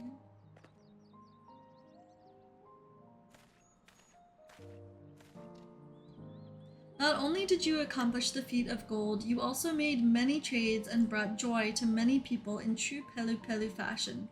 I sorely doubt your sibling could have achieved the same result. You should be proud of the accomplishments which earned you your keystone. Yay, a little gummy snack! Don't put it in your mouth, Wuklamat. So this is what they look like. Go on, set it in the tablet. They're just carrying around these massive stone tablets with them all the time. Ooh. A perfect fit. That leaves 6 more. You're well on your way, third promise. We'd have been lost without you, Mablu. Thanks to you, I learned so much about Pelu people and your customs. It might seem obvious, but I've come to realize the importance of properly knowing something. It was because I didn't understand alpacas that I was uncomfortable around them. I'm thankful to you as well, Wuklama. You've given me the courage to say what I wasn't sure I could ever say.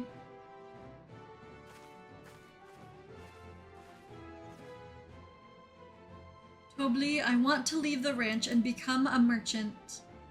I appreciate everything you've done for me, and I've loved every moment caring for the alpacas. But this is something I need to do. I need to walk my own path and make my own trades.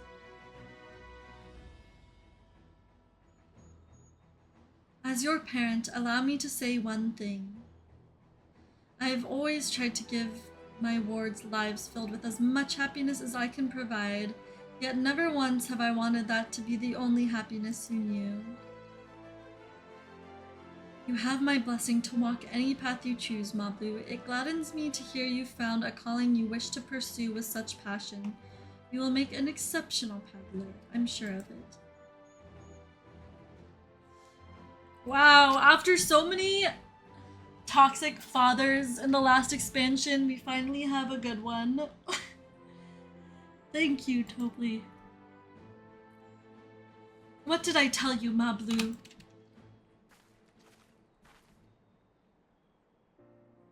There's one last thing I can help you with, third promise. You need to find the Golden City, right? That's the end goal. Then I suggest you talk to the Yakui.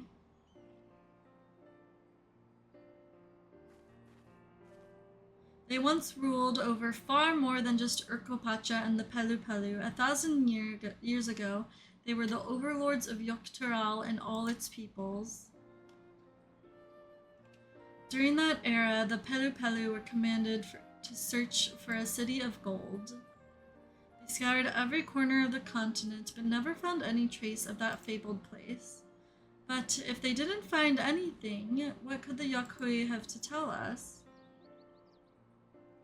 They may not have found it, but the fact that they thought to look for it at all makes me curious. Perhaps there's value into delving into how the legend originated. We lose nothing from asking the question.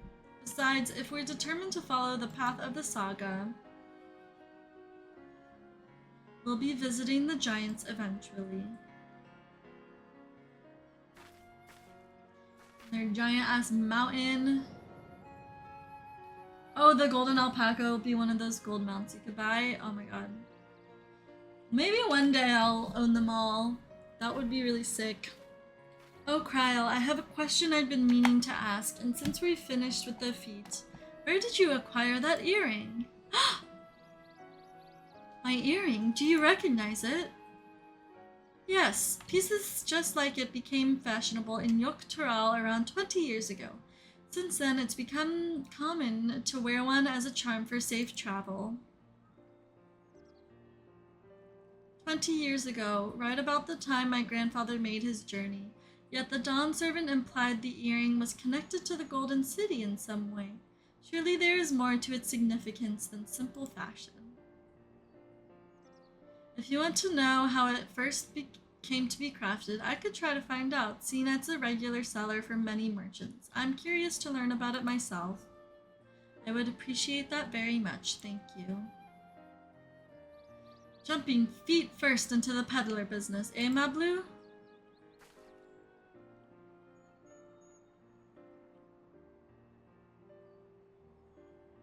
Right then, let's head back to Tuliolal and get ready to search for the next elector. Yes! Farewell for now, and thanks for all your help. I will become Dawn's servant, so make sure you set aside your best mezcal for the occasion.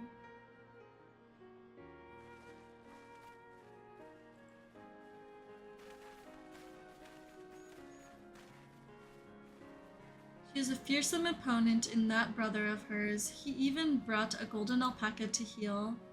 But you've heard of Zoraljaw's supporters talk. They might see opportunity in his expansionist ambitions, but they find the man himself intimidating, terrifying even. Whereas I've grown to love Wuklamut, everyone she meets will come to love her too, and that's why she'll win the throne. You might be right, Mablu. You might be right.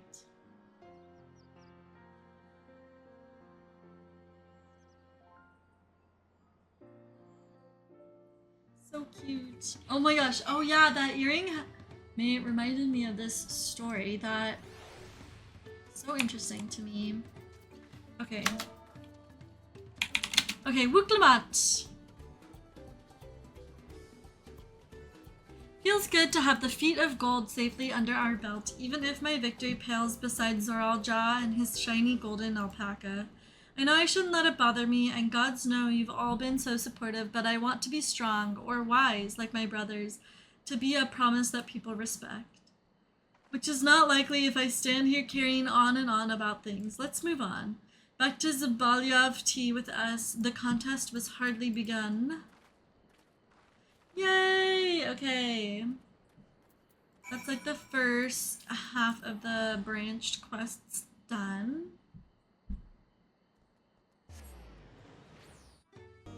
DT is getting better as you go. Yeah, I mean, I expected that. I'm like, this, it's like the beginning I don't have huge expectations for. Because like, it's so different from where we were in Endwalker, where it was like, we already had all this like huge buildup of like story and lore and like things are happening and like all these like events are falling into place so that Endwalker could happen as a story. And this is like, it's like a completely like, it's like if we had a new game basically. We're kind of starting from square one. And there may be things that are like tied in. Ooh, wait, there's a viewpoint right here. Exactly, Unique. Because it's like before, even like from going from Heavensward into Stormblood, it was like, oh, we're like hearing about Alamigo, we're hearing about like the Far East and the like, you know, the expansion of the Garlean Empire, and then going into Shadowbringers. It's like, we all just got like sucked into a void. What's gonna happen like with all of these things going on? And obviously, you know, Endwalker is what I just said. So it's like the end, even just like the end of base 6.0 was like a little tied up in a bow and neatly answered all these questions and wrapped up all these little things. Even with like the Alliance raids and the normal raid series. So, and then like the patches were like their own kind of thing. I suspect like maybe in 8.0 or further, we're gonna see callbacks to the Endwalker patches. But this, like just Dawntrail, I don't have any expectations for. Other than knowing that we are potentially seeing some, like Unique was saying, like some of the, and like I think Yoshi P even said about like there's 2 of the Seat of the 14, or there's 2 of the Convocation of the 14 that we haven't heard of like their whereabouts or what happened to them since ARR basically. So I suspect that they will come into play at some point in Dawntrail. I don't know when, it could be in the patches, it could be later on, it could be... But I really have no expectations and I'm taking this as slow as I can.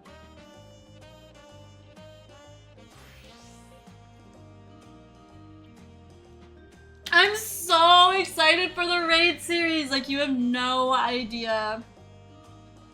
I am so excited to get to Solution 9 and the world there and the Arcadian. I think that's, I'm gonna be eating it up because like I literally like Cyberpunk is my probably, wait, official Starfall. I have seen this exact cat girl before in Ultima Thule. I was literally, I remember I just saw her because I was editing my Endwalker VODs recently, and I was like, I watched myself be like, oh my god, official! Like from Genshin Impact.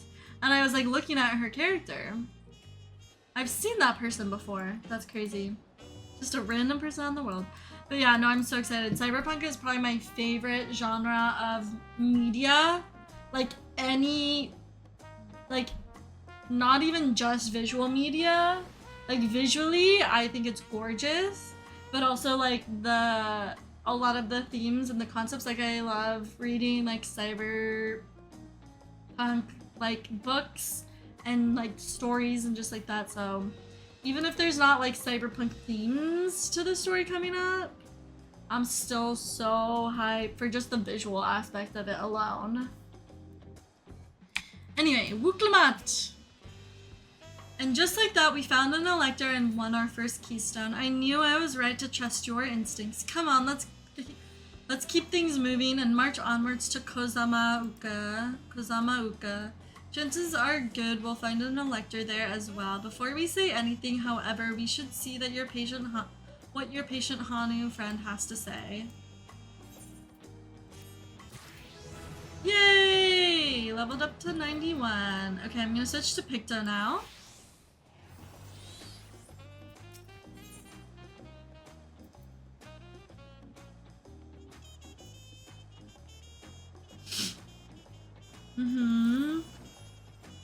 I've been quite content waiting here, dining on the third promises coin, but it seems that you're ready to ask your questions now, so what is it you'd like to know? The road to Okanu, we go south through the Arch of the Dawn, then follow the road which runs alongside the Kozama Uka River, is that right? It is. Be warned, however, my brethren tell me the recent storm has rendered the path even muddier than usual. The footing is quite poor in some parts. Far worse was the destruction visited upon our homes, though. Houses were torn apart and several people injured, if not killed. Even our beloved festival is in danger of being called off this year. If you do still plan on going, I must urge you proceed with caution. We'll be sure to watch our footing. Thank you. Now I'm worried for the Hanu. It sounds like they were hit hard by that storm. Anyway, if we're bound for Kozama Uka, we should head over to the Arch.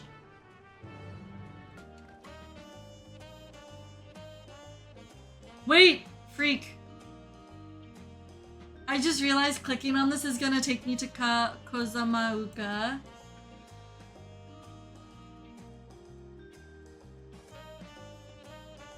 And ads are about to play. Okay.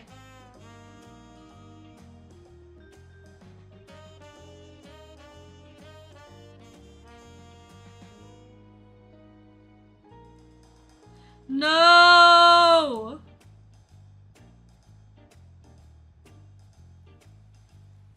I don't think I can exit out of this. Open the way.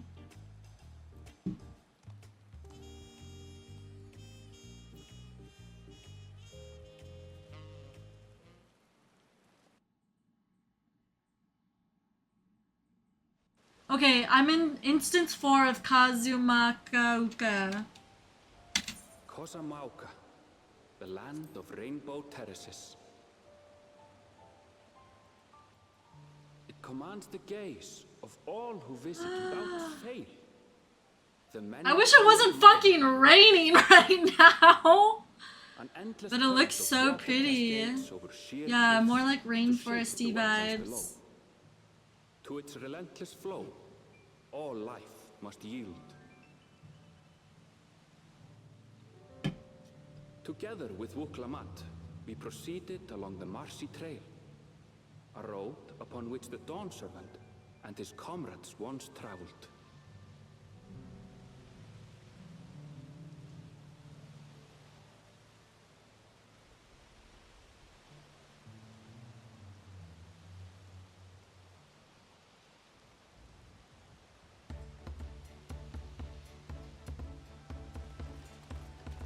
It would be so awesome if it weren't raining. Look at those falls. Even from this distance, you can feel the weight of that water.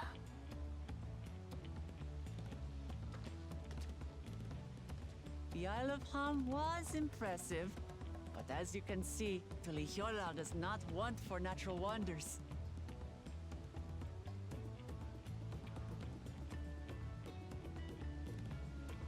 The ground is swampy, so watch your step. You wouldn't want to fall into a bog. I won't. I told you I've been here before. Come on. Okanu isn't much farther.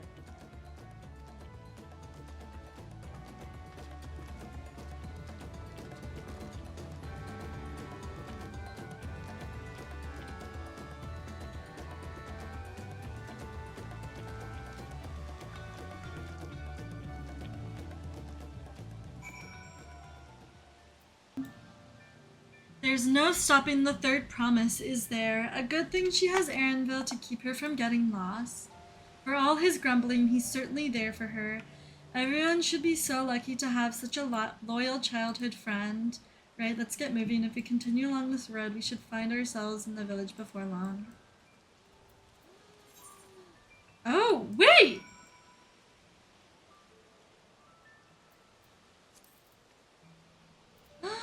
Wait, how do I get over here then? Oh, I thought we were gonna go here. But alas, I was incorrect. Kozamauka.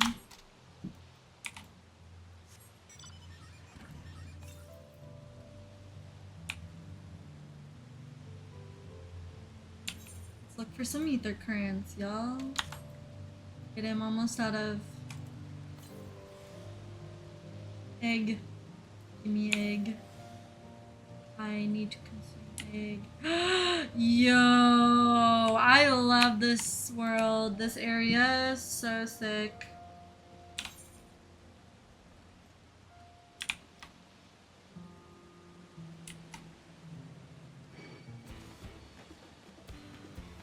No! Stop mean to me!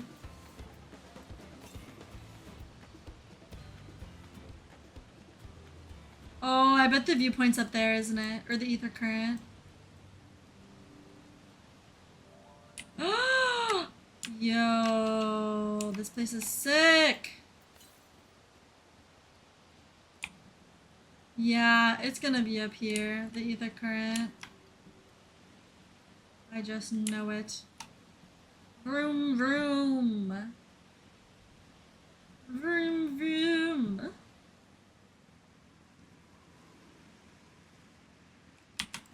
Oh, I don't know where the... Just kidding.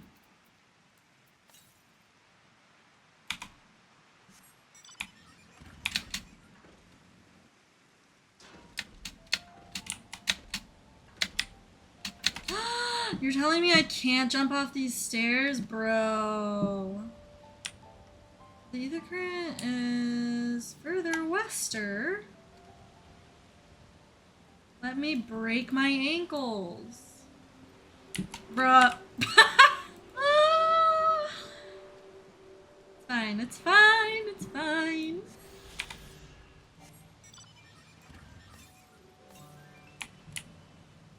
Go south.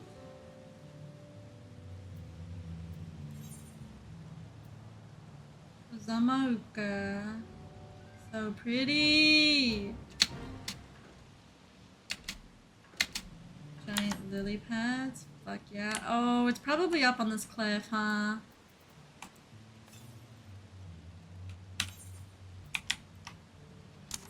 It's fine. Or maybe it's in here?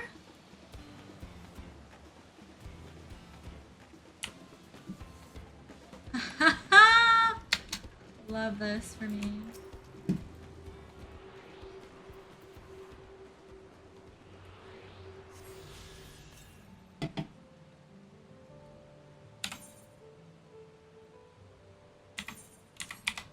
But it's probably gonna prevent me from going over there, huh?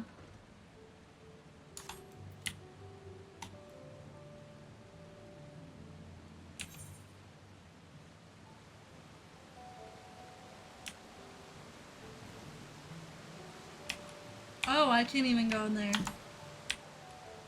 Oh! I wonder if there's gonna be underwater areas over here. That would be so sick!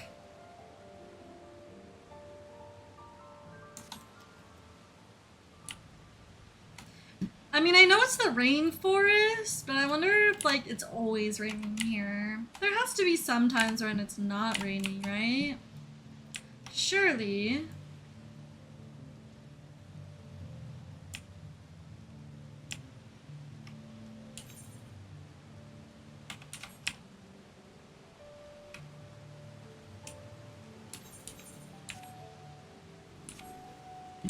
Oh. Yeah, there's gotta be underwater areas, right?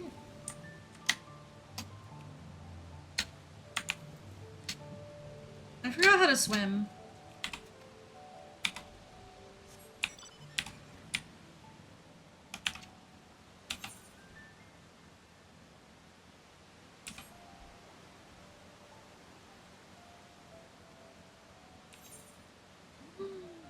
Ooh.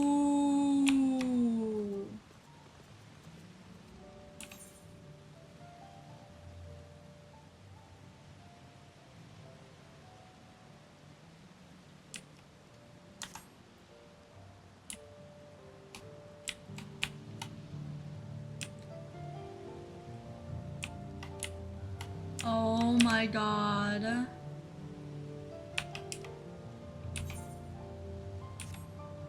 What the freak? They made this place so gorgeous.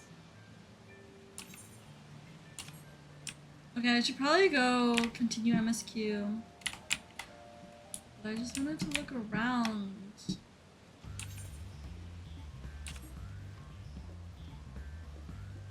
Wait, I turned my background music down because it was so loud during the trials.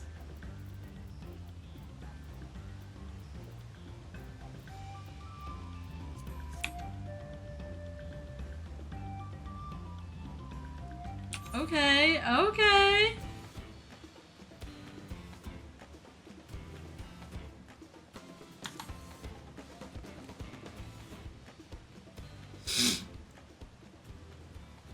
We're gonna like have to help them put on their festival or something, I'm assuming.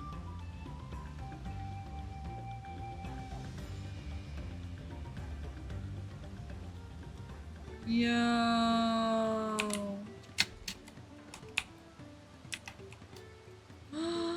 Those flowers. Sickening.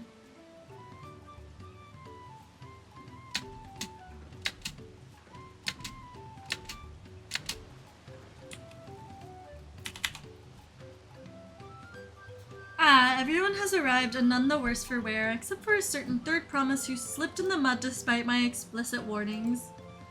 Hey, I asked you not to say anything. Classic. Anyway, this is the Hanuhani village I was telling you about, Okanu.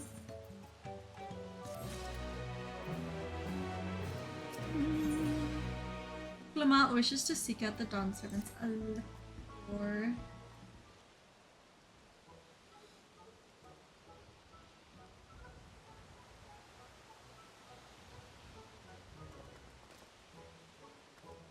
It's like our friend said, the people are in no mood for festivities. I can only assume they are still recovering from the damage wrought by the storm. Indeed. Well, let's do what we came to do and find this elector.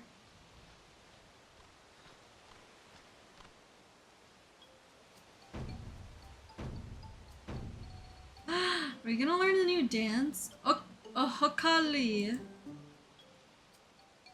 Oh, what? No? It's a Hanu greeting. Surely you heard it the last time you were here. Well, I was busy enjoying the festival. Greetings to the third promise and her entourage. I, Zanuhali, welcome you to Okanu.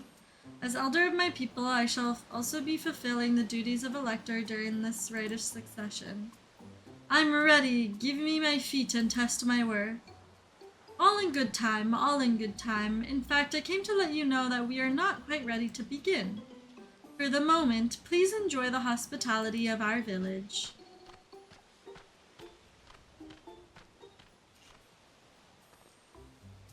Right then, it helped to do some investigating at Watching Pelo, so let's take a look around here as well. Might I suggest a division of forces? For instance, Aaronville, Alize, and Kryl could concentrate on the southern half of the settlement. Meanwhile, Wuklamot, Lilith, and myself will handle this northern half. Sounds good to me.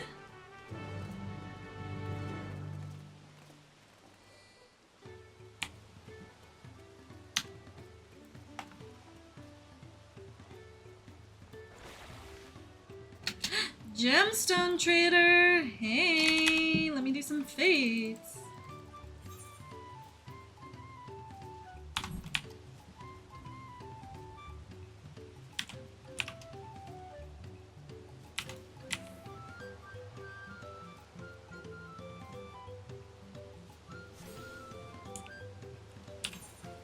Yippee!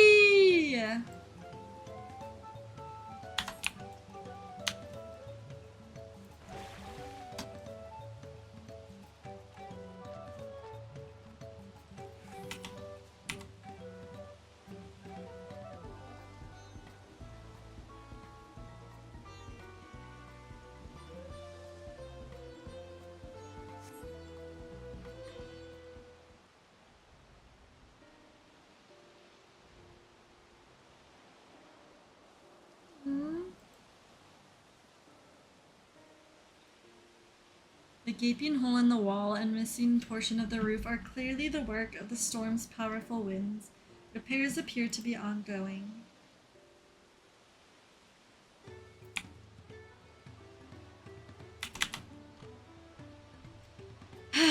You heard about the storm. I've never seen the likes of it before.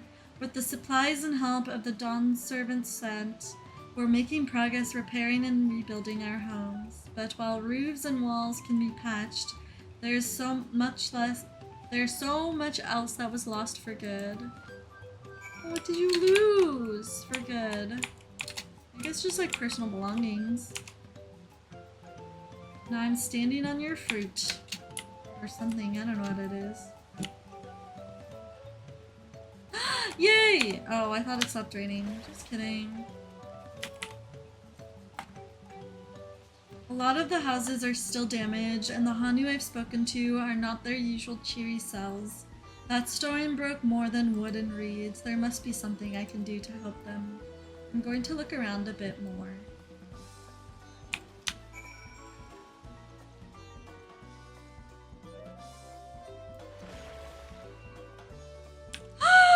Yay, it stopped. Whoa! Oh my god, no.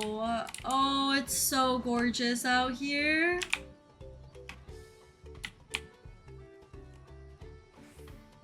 Oh, it's beautiful.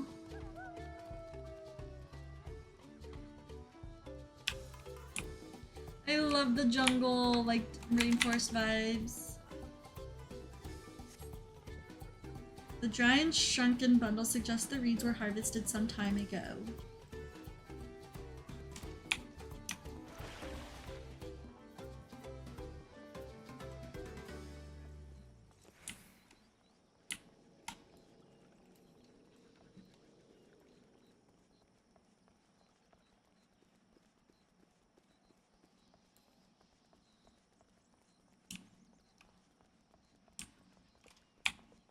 Do you think this will give me a cutscene?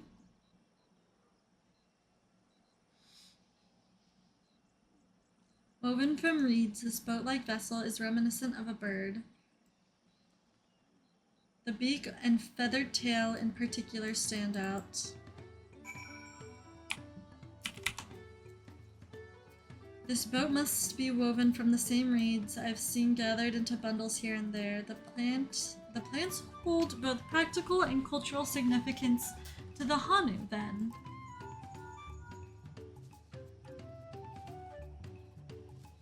Hello, can you all hear me? I'm told they're ready to receive us now. Come to the large building in the south of the village. On my way. Got to hurry over too.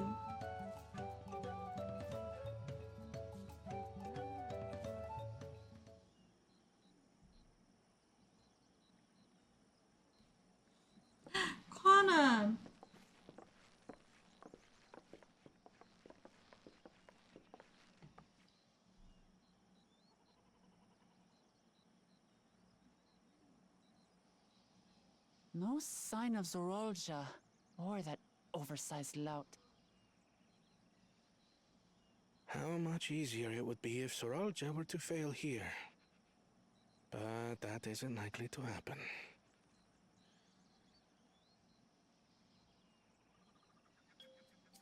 Honored guests, I am Zanuhali, Elder of the Hanu. I am also an elector, charged with judging which among you is worthy of ascending the throne. Without further ado, let us talk of the feat. Not so fast. Surely you couldn't Cringe. begin without us.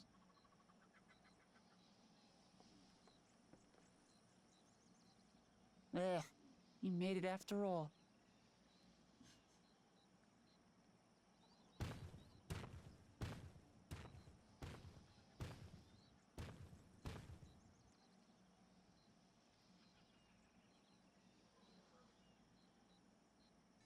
No need to fuss.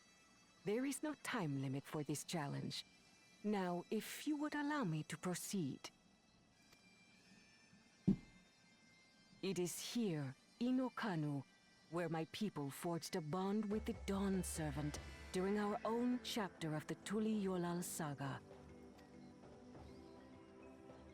In homage to those events, I have prepared for you the Feat of Reeds. Reeds seem to be of great importance to the Hanu. I wonder what this feat entails.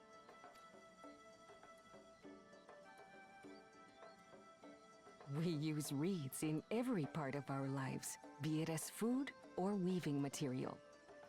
But look around the nearby paddies, and you will see that this season, our crops are failing. How fortunate, then, that my appointment to elector coincided with this predicament. For surely, those who aspire to be Dawn Servant would find the matter of an ailing harvest a mere trifle to resolve. Aye, well, it is indeed the duty of a ruler to address the people's woes. Exactly, exactly. Do well in this, and you will earn my keystone.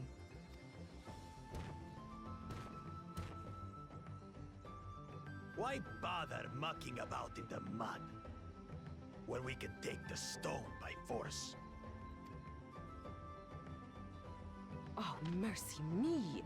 You are a hot-headed fellow, Bakul Jaja. Get a load of this guy. Some electors may enjoy going toe-to-toe with scrappers like you, but I refuse to entertain your base instincts. Arrangements have been made. Should you attempt to engage a feat-giver in combat without their consent, word of your immediate disqualification will be sent to the palace. If you're still feeling feisty, then by all means, draw your weapon.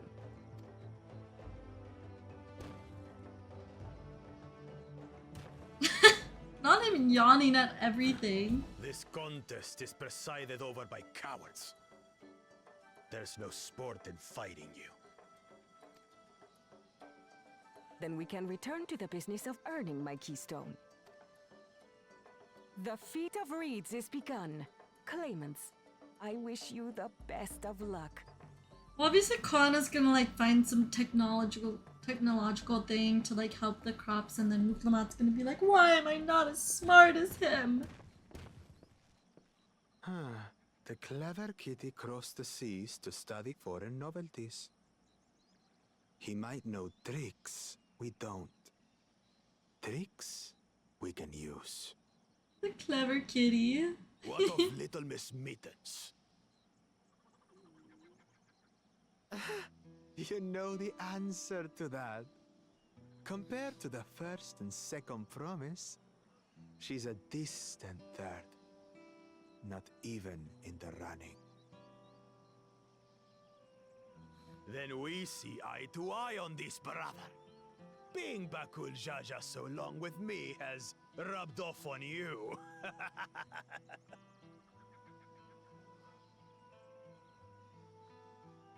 These allies of hers, though, they might be a problem.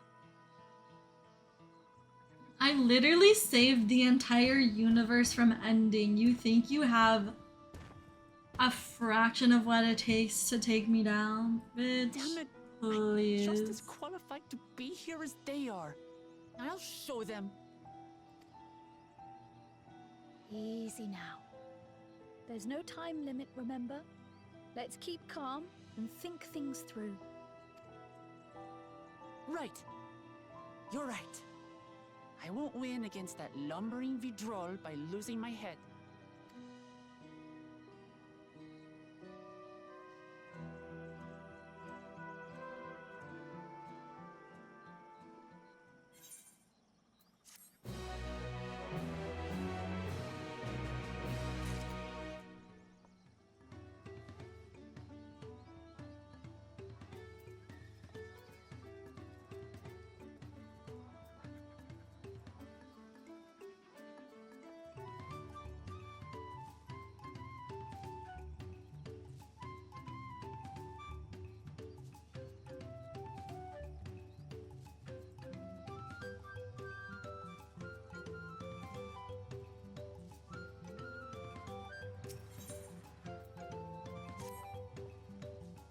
Don't know the first thing about farming, but if there's a way to save the harvest and help the Hanu, then we're going to find it. I'll make Bakul Jaja eat his words.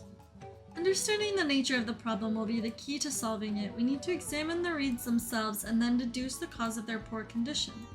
Aaronville, would you take us to the fields where the reeds are grown? Of course. Follow me. Gosh, it's 8 o'clock already? What the hell?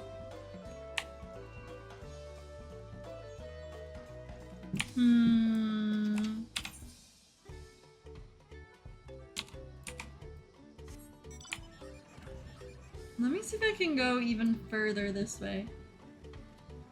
Cause I'm thinking I should maybe stop here. I wanna like finish this part, but I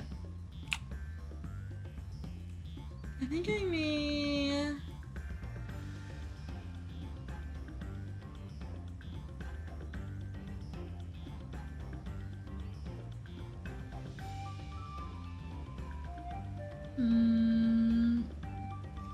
Okay. Maybe I'll do a little bit more. Fine. Oh, I'm not gonna be able to cross this river, am I? No. I'm gonna have to cross it by like swimming. Stink shell! Uh-oh, stinky.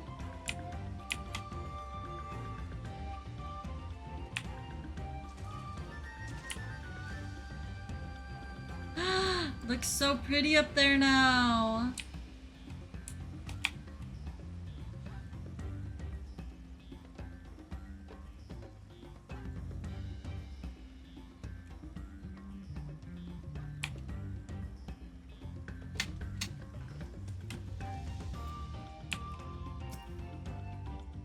You can all stand back. I'll get to the bottom of this problem in no time. Give me strength. Let's all of us scour the field and help our bold leader identify anything unusual.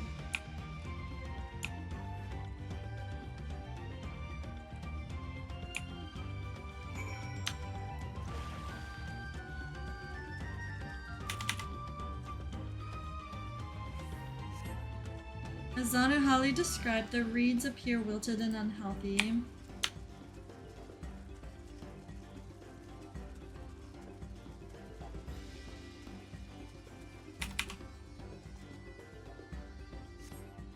The water contains no obvious contaminants and looks fresh and clear at a cursory glance.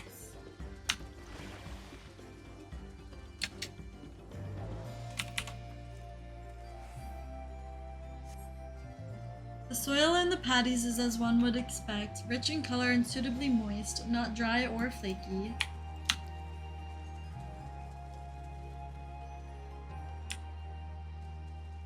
Lethargic frog? Well, seems like looks pretty sus. Small frog happens to catch your eye. Strangely lackadaisical. It doesn't even bother to hop when it eventually scurries away.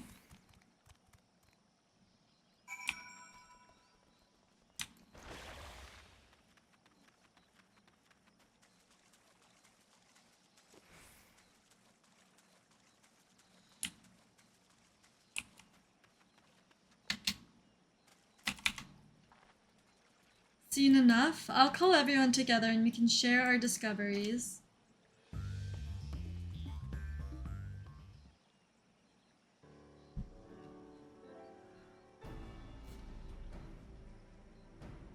Well, what do we think? Any obvious problems?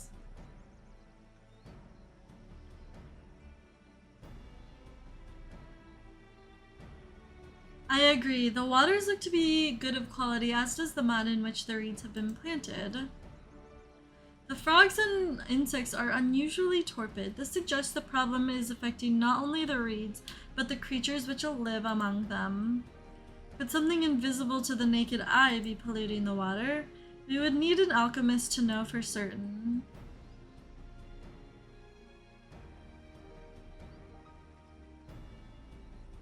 I don't have much to add about the fields, but something else occurs to me. When you were describing how the creatures seemed lifeless, I couldn't help but be reminded of all the listless villagers. They've suffered a terrible tragedy, I know, but there is another reason for their flagging spirits, I believe. Go on.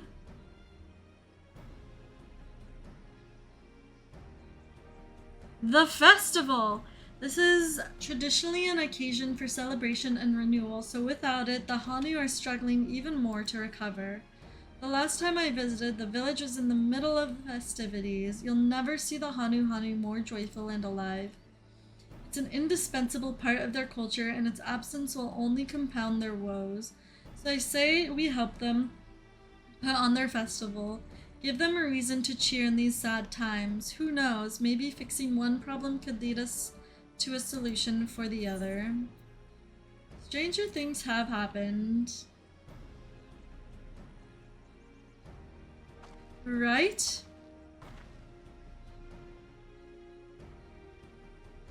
I fail to see the relation between festivals and fields. Let's not be too hasty in dismissing the idea. Things which seem unrelated can later prove to be connected in surprising ways. True, and being bereft of ideas as we are, any proposal is worth entertaining. I suppose. Besides, this is Wuklamat's journey. It's only right that we follow her lead. Thanks, everyone. By the way, does anyone know where the festival float is? It's like a boat woven from reeds that looks like a boat. Oh yeah, I saw that thing. In that big building to the north? Let's go and see it.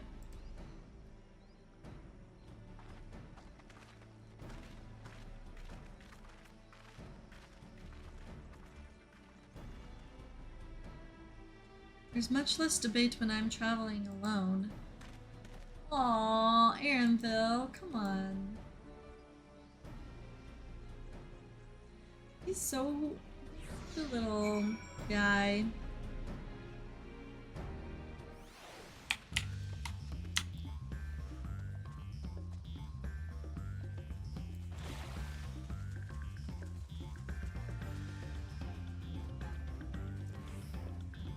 Heavy mata. Giant ass turtles, so cool.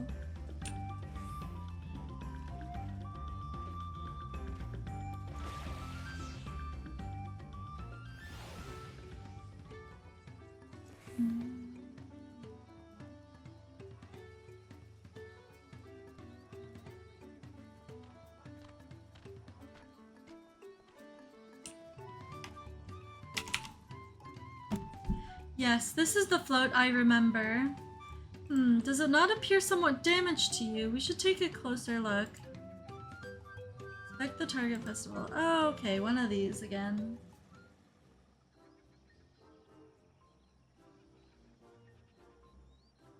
Missing an eyeball. That part.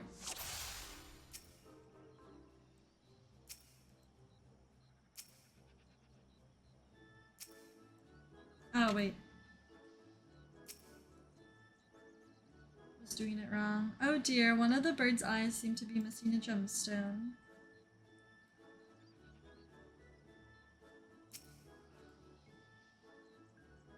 Oh, that's definitely broken. How will they lift this great big vessel without all the carrying poles intact? And...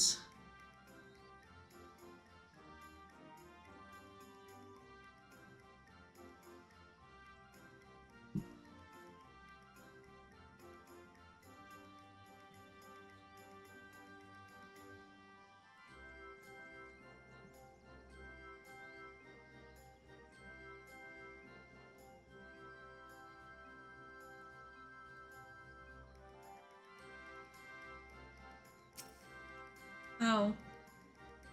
These tail feathers have seen better days. I swear the colors were a lot brighter the last time I saw them.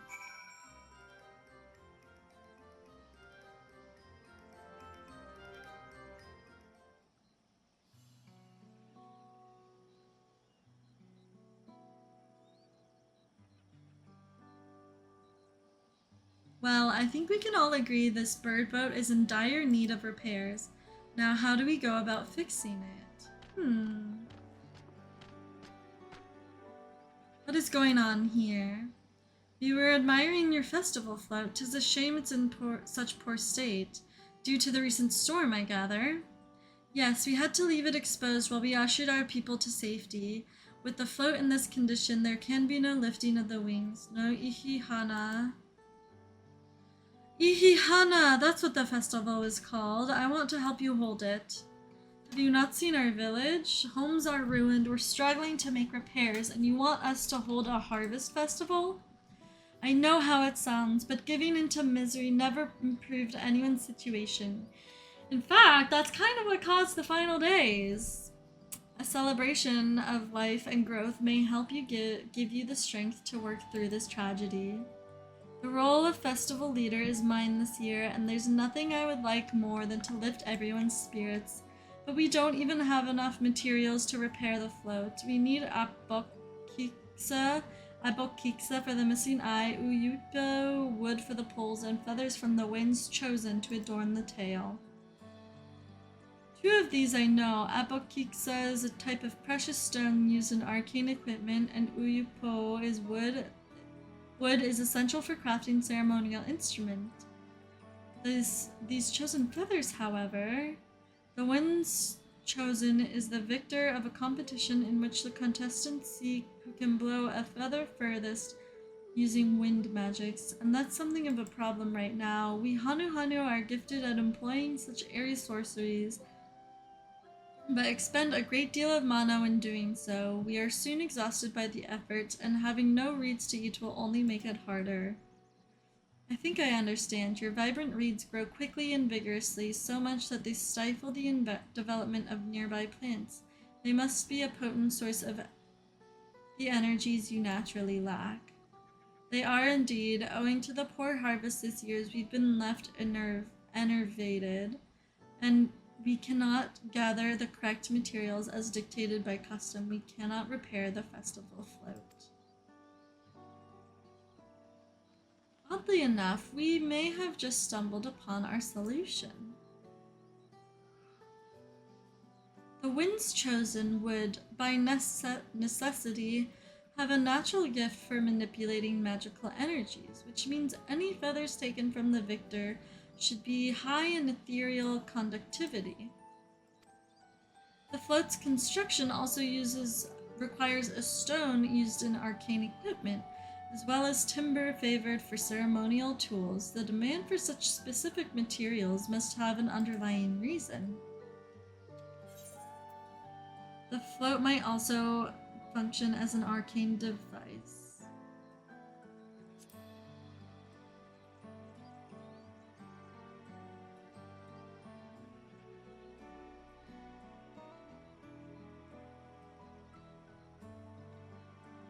Precisely what I was thinking. This bow of reeds is in fact an arcane focus of some kind. A focus for what? Oh, Ihihana is a harvest festival, isn't it? That must mean the float was made to encourage healthy crops. So if we repair the boat and hold the festival, its arcane powers might fix what's wrong with the reeds. We won't know until we try, but 'tis a sound theory. Celebration, prayer, ritual ceremonies, these have all been known to elicit miraculous effects. Wait. The float? A tool for magic? This is the first I'm hearing of it. In the beginning, it may well not have been. After a good harvest year, there would be no reason to change it. But when the harvest was poor, new adornments were likely added, and those who performed the labor may have imbued their work with ardent hopes for a bright future. Through years of trial and error, the Hanu would have refined their festival float into a focus for harvest prayers. Incredible. I know you're practically fainting from hunger, but reviving Ihihana really does sound like the solution to all your woes. And I promise we'll do everything in our power to help you. I'm still not convinced about this focus business, but I accept your aid nonetheless.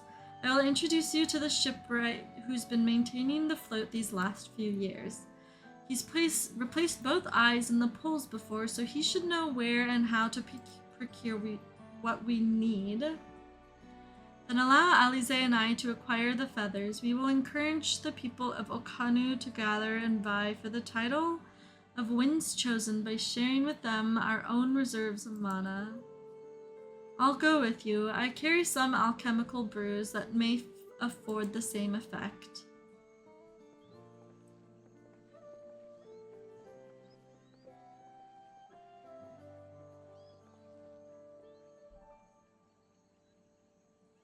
The three of us will visit the shipwright then. Not without me. I've worked hard to fix the float. Oh my god, sorry, I don't know why I started yawning. The float as best I can, and the responsibility is mine after all. I've not introduced myself, have I? My name is Linu Hanu. Nice to meet you, Linu Hanu, and certainly, let's all go together.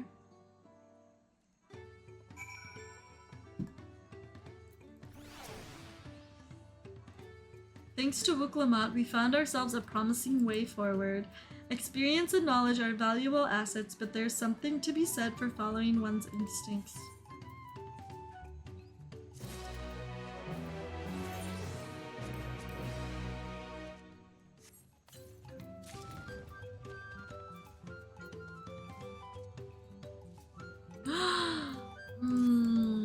PP. I don't know if I want to do PP right now. I'm MSQ. I am MSQ focused. Linu Hanu wishes to take you to the shipwright. The shipwright's name is Wook Evu. He's a Zabral who only moved to Kozamauka a few years ago, but has since mastered our customs to an almost frightening degree. He's especially strict when it comes to manners, so make sure to offer him a proper Hanu greeting. We wouldn't want to offend him right before asking a favor. Don't worry, I remember how it goes. Then we shouldn't have any problems. Let's head to Okbekbi, to the east of here.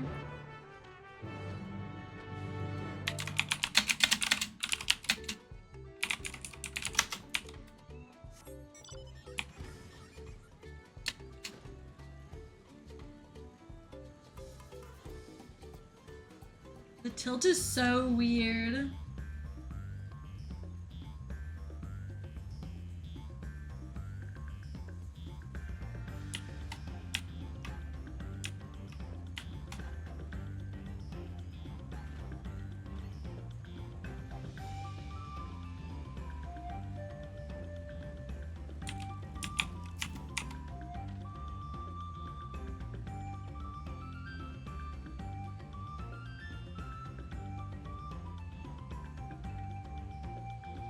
This is Okbekbi, the village of all. Those who drift into Kozamauka from Tuliolal and everywhere and elsewhere are welcome to live here alongside the Hanu.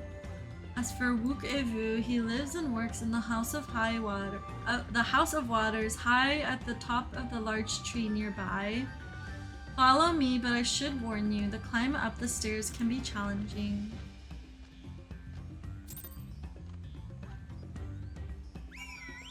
Aw, thank you.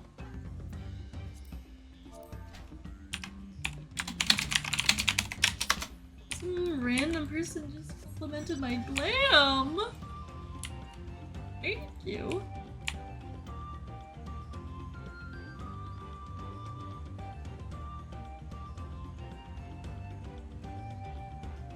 Ooh, ether current, ether current, ether current, ether current.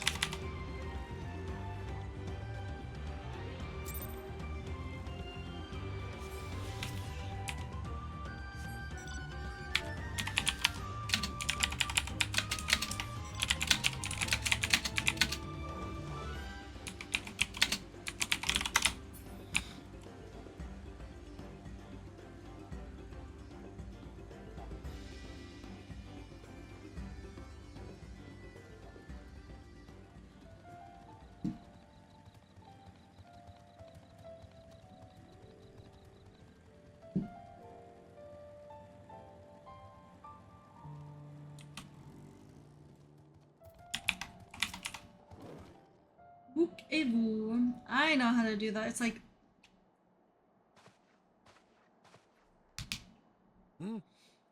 What do you want with me? Is he a summoner?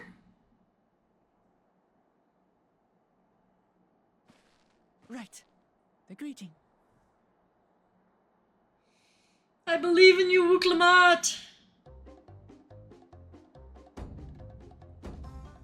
Oh, Kali!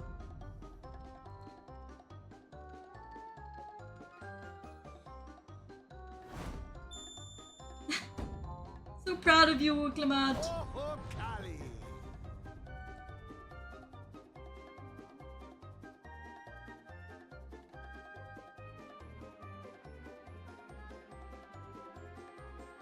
Good. You brought your manners with you. When you know Kanu, do as the Hanu do.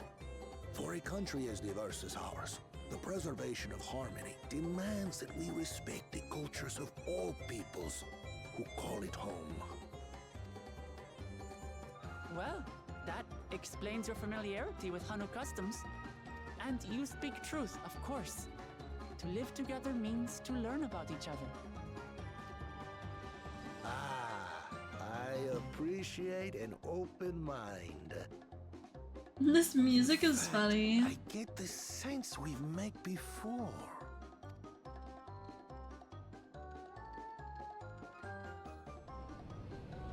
You're Wuklamat. Oh, what an unexpected honor for old Wukevu. Here I am prattling on about manners, and I've gone and insulted the third promise herself. There is no excuse for this betrayal of etiquette. Oh, chill. Please, take up your axe and claim my impudent head. I will not. Keep your head. I hate formalities anyway, so forget about it, alright? Alright then, consider it forgotten. How prompt. Yo, look at all the... like, I'm sorry. We actually hear about the Ihana float. It's in bad shape, and we need you to craft new carrying poles and a new eye. I'm told you work with Uyuipo wood and a certain kind of stone? Uyuipo. That I do. But while I would like nothing more than to offer my services, I just used the last I had of both those materials. My lumber in particular went to fixing homes damaged by the recent storm. I'll need 10 days or so to restock. Gee. We can't wait that long. If you tell me where to go, I'll gather them myself. What? Send the third promise out on an errand like some common lackey? That's utterly unconscionable. A gross violation of social protocol. We're chill. I told you not to worry about such things. We're chill here. All right then. I shan't worry a whit. What is going on with this man? What's with your Hanu friend there? I am festival leader this season, and have come along to oversee the float's repair. As strange as it may sound, Wuklamat and her friends believe the float is an arcane focus, meant to encourage the growth of our struggling reeds. Too many Hanu have forgotten, it seems. But that is indeed the true purpose of the lifting of wings. Your education is impressive, Third Promise.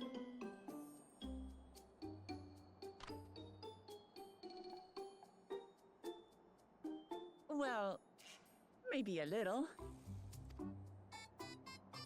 Allow me to show you where to procure Uyuipo. Uyuipo? That is a fun word to Leave the say. Abokisha to your friends, I presume? Take yourself to Cave Kikitola Abokisha. or thereabouts, and you should find the stones you need.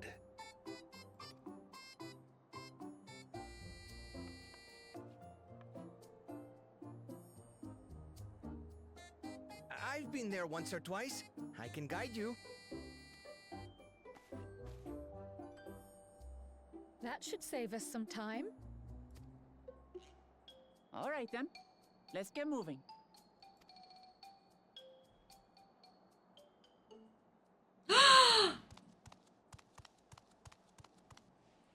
Why are you eavesdropping on my conversation? Literally so rude.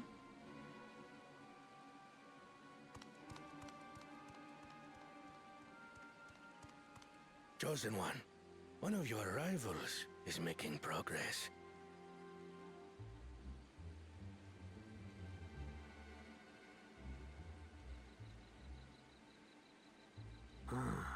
Iana, you say? Should our first choice fail to deliver, it might be wise to let this play out.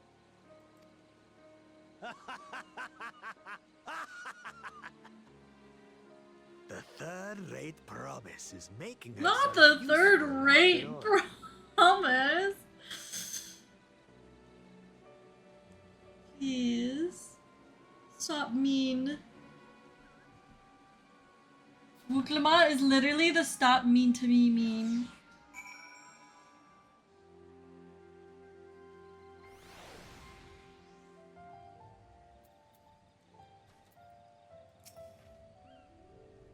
Cave Kikitola is southwest of Okanu. We can return to the village first, then head there on foot. Yes.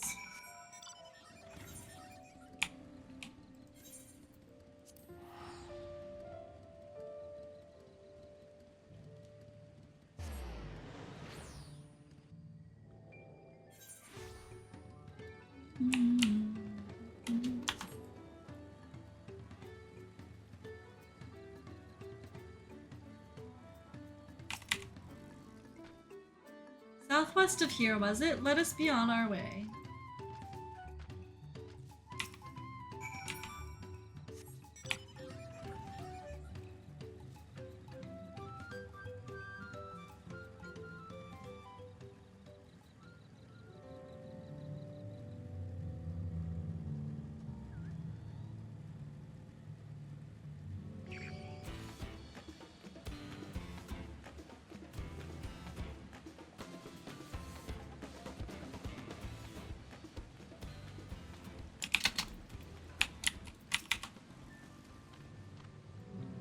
Cave Kikitola as promised, home to many deadly creatures. Venture inside if you feel confident, but I will conduct my own search out here.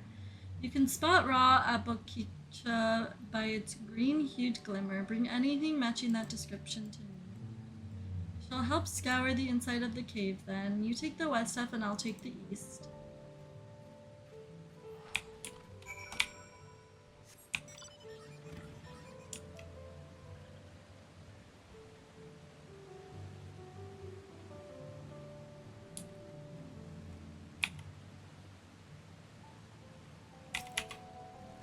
Eye-catching glimmer.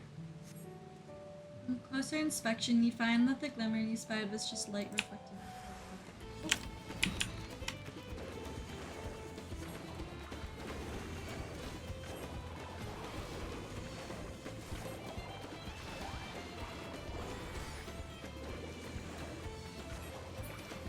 Dang, I didn't know I was gonna be fighting. Get all my canvases.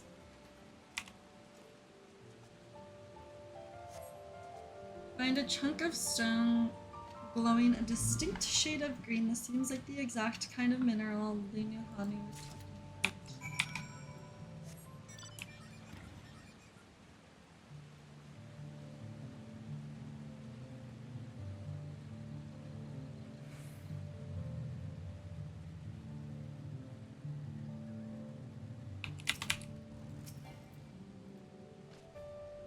I picked over the ground near the entrance but found nothing. Did you have better luck inside the cave? I did. Look at this.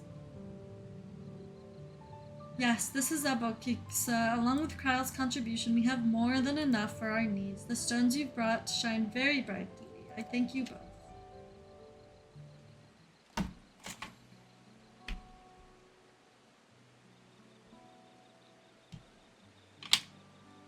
He would have happy to know we were putting things right. Truth be told, a good friend of mine was meant to be festival leader for this year's Ihihana.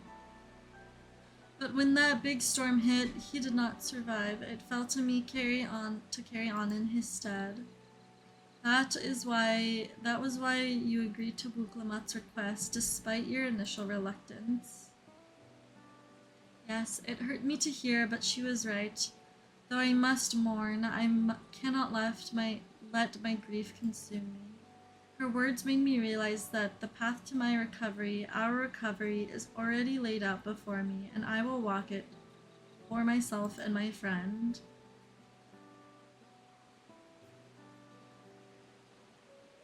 Thank you for sharing your story with us. Please rest assured that we've taken your plight to heart. I'm certain our companions are procuring the other material as we speak. Everything will come together and the Hanu shall host a splendid, uplifting festival. That we shall. With that, let us return and deliver the Abokiksa into Ivu's waiting hand.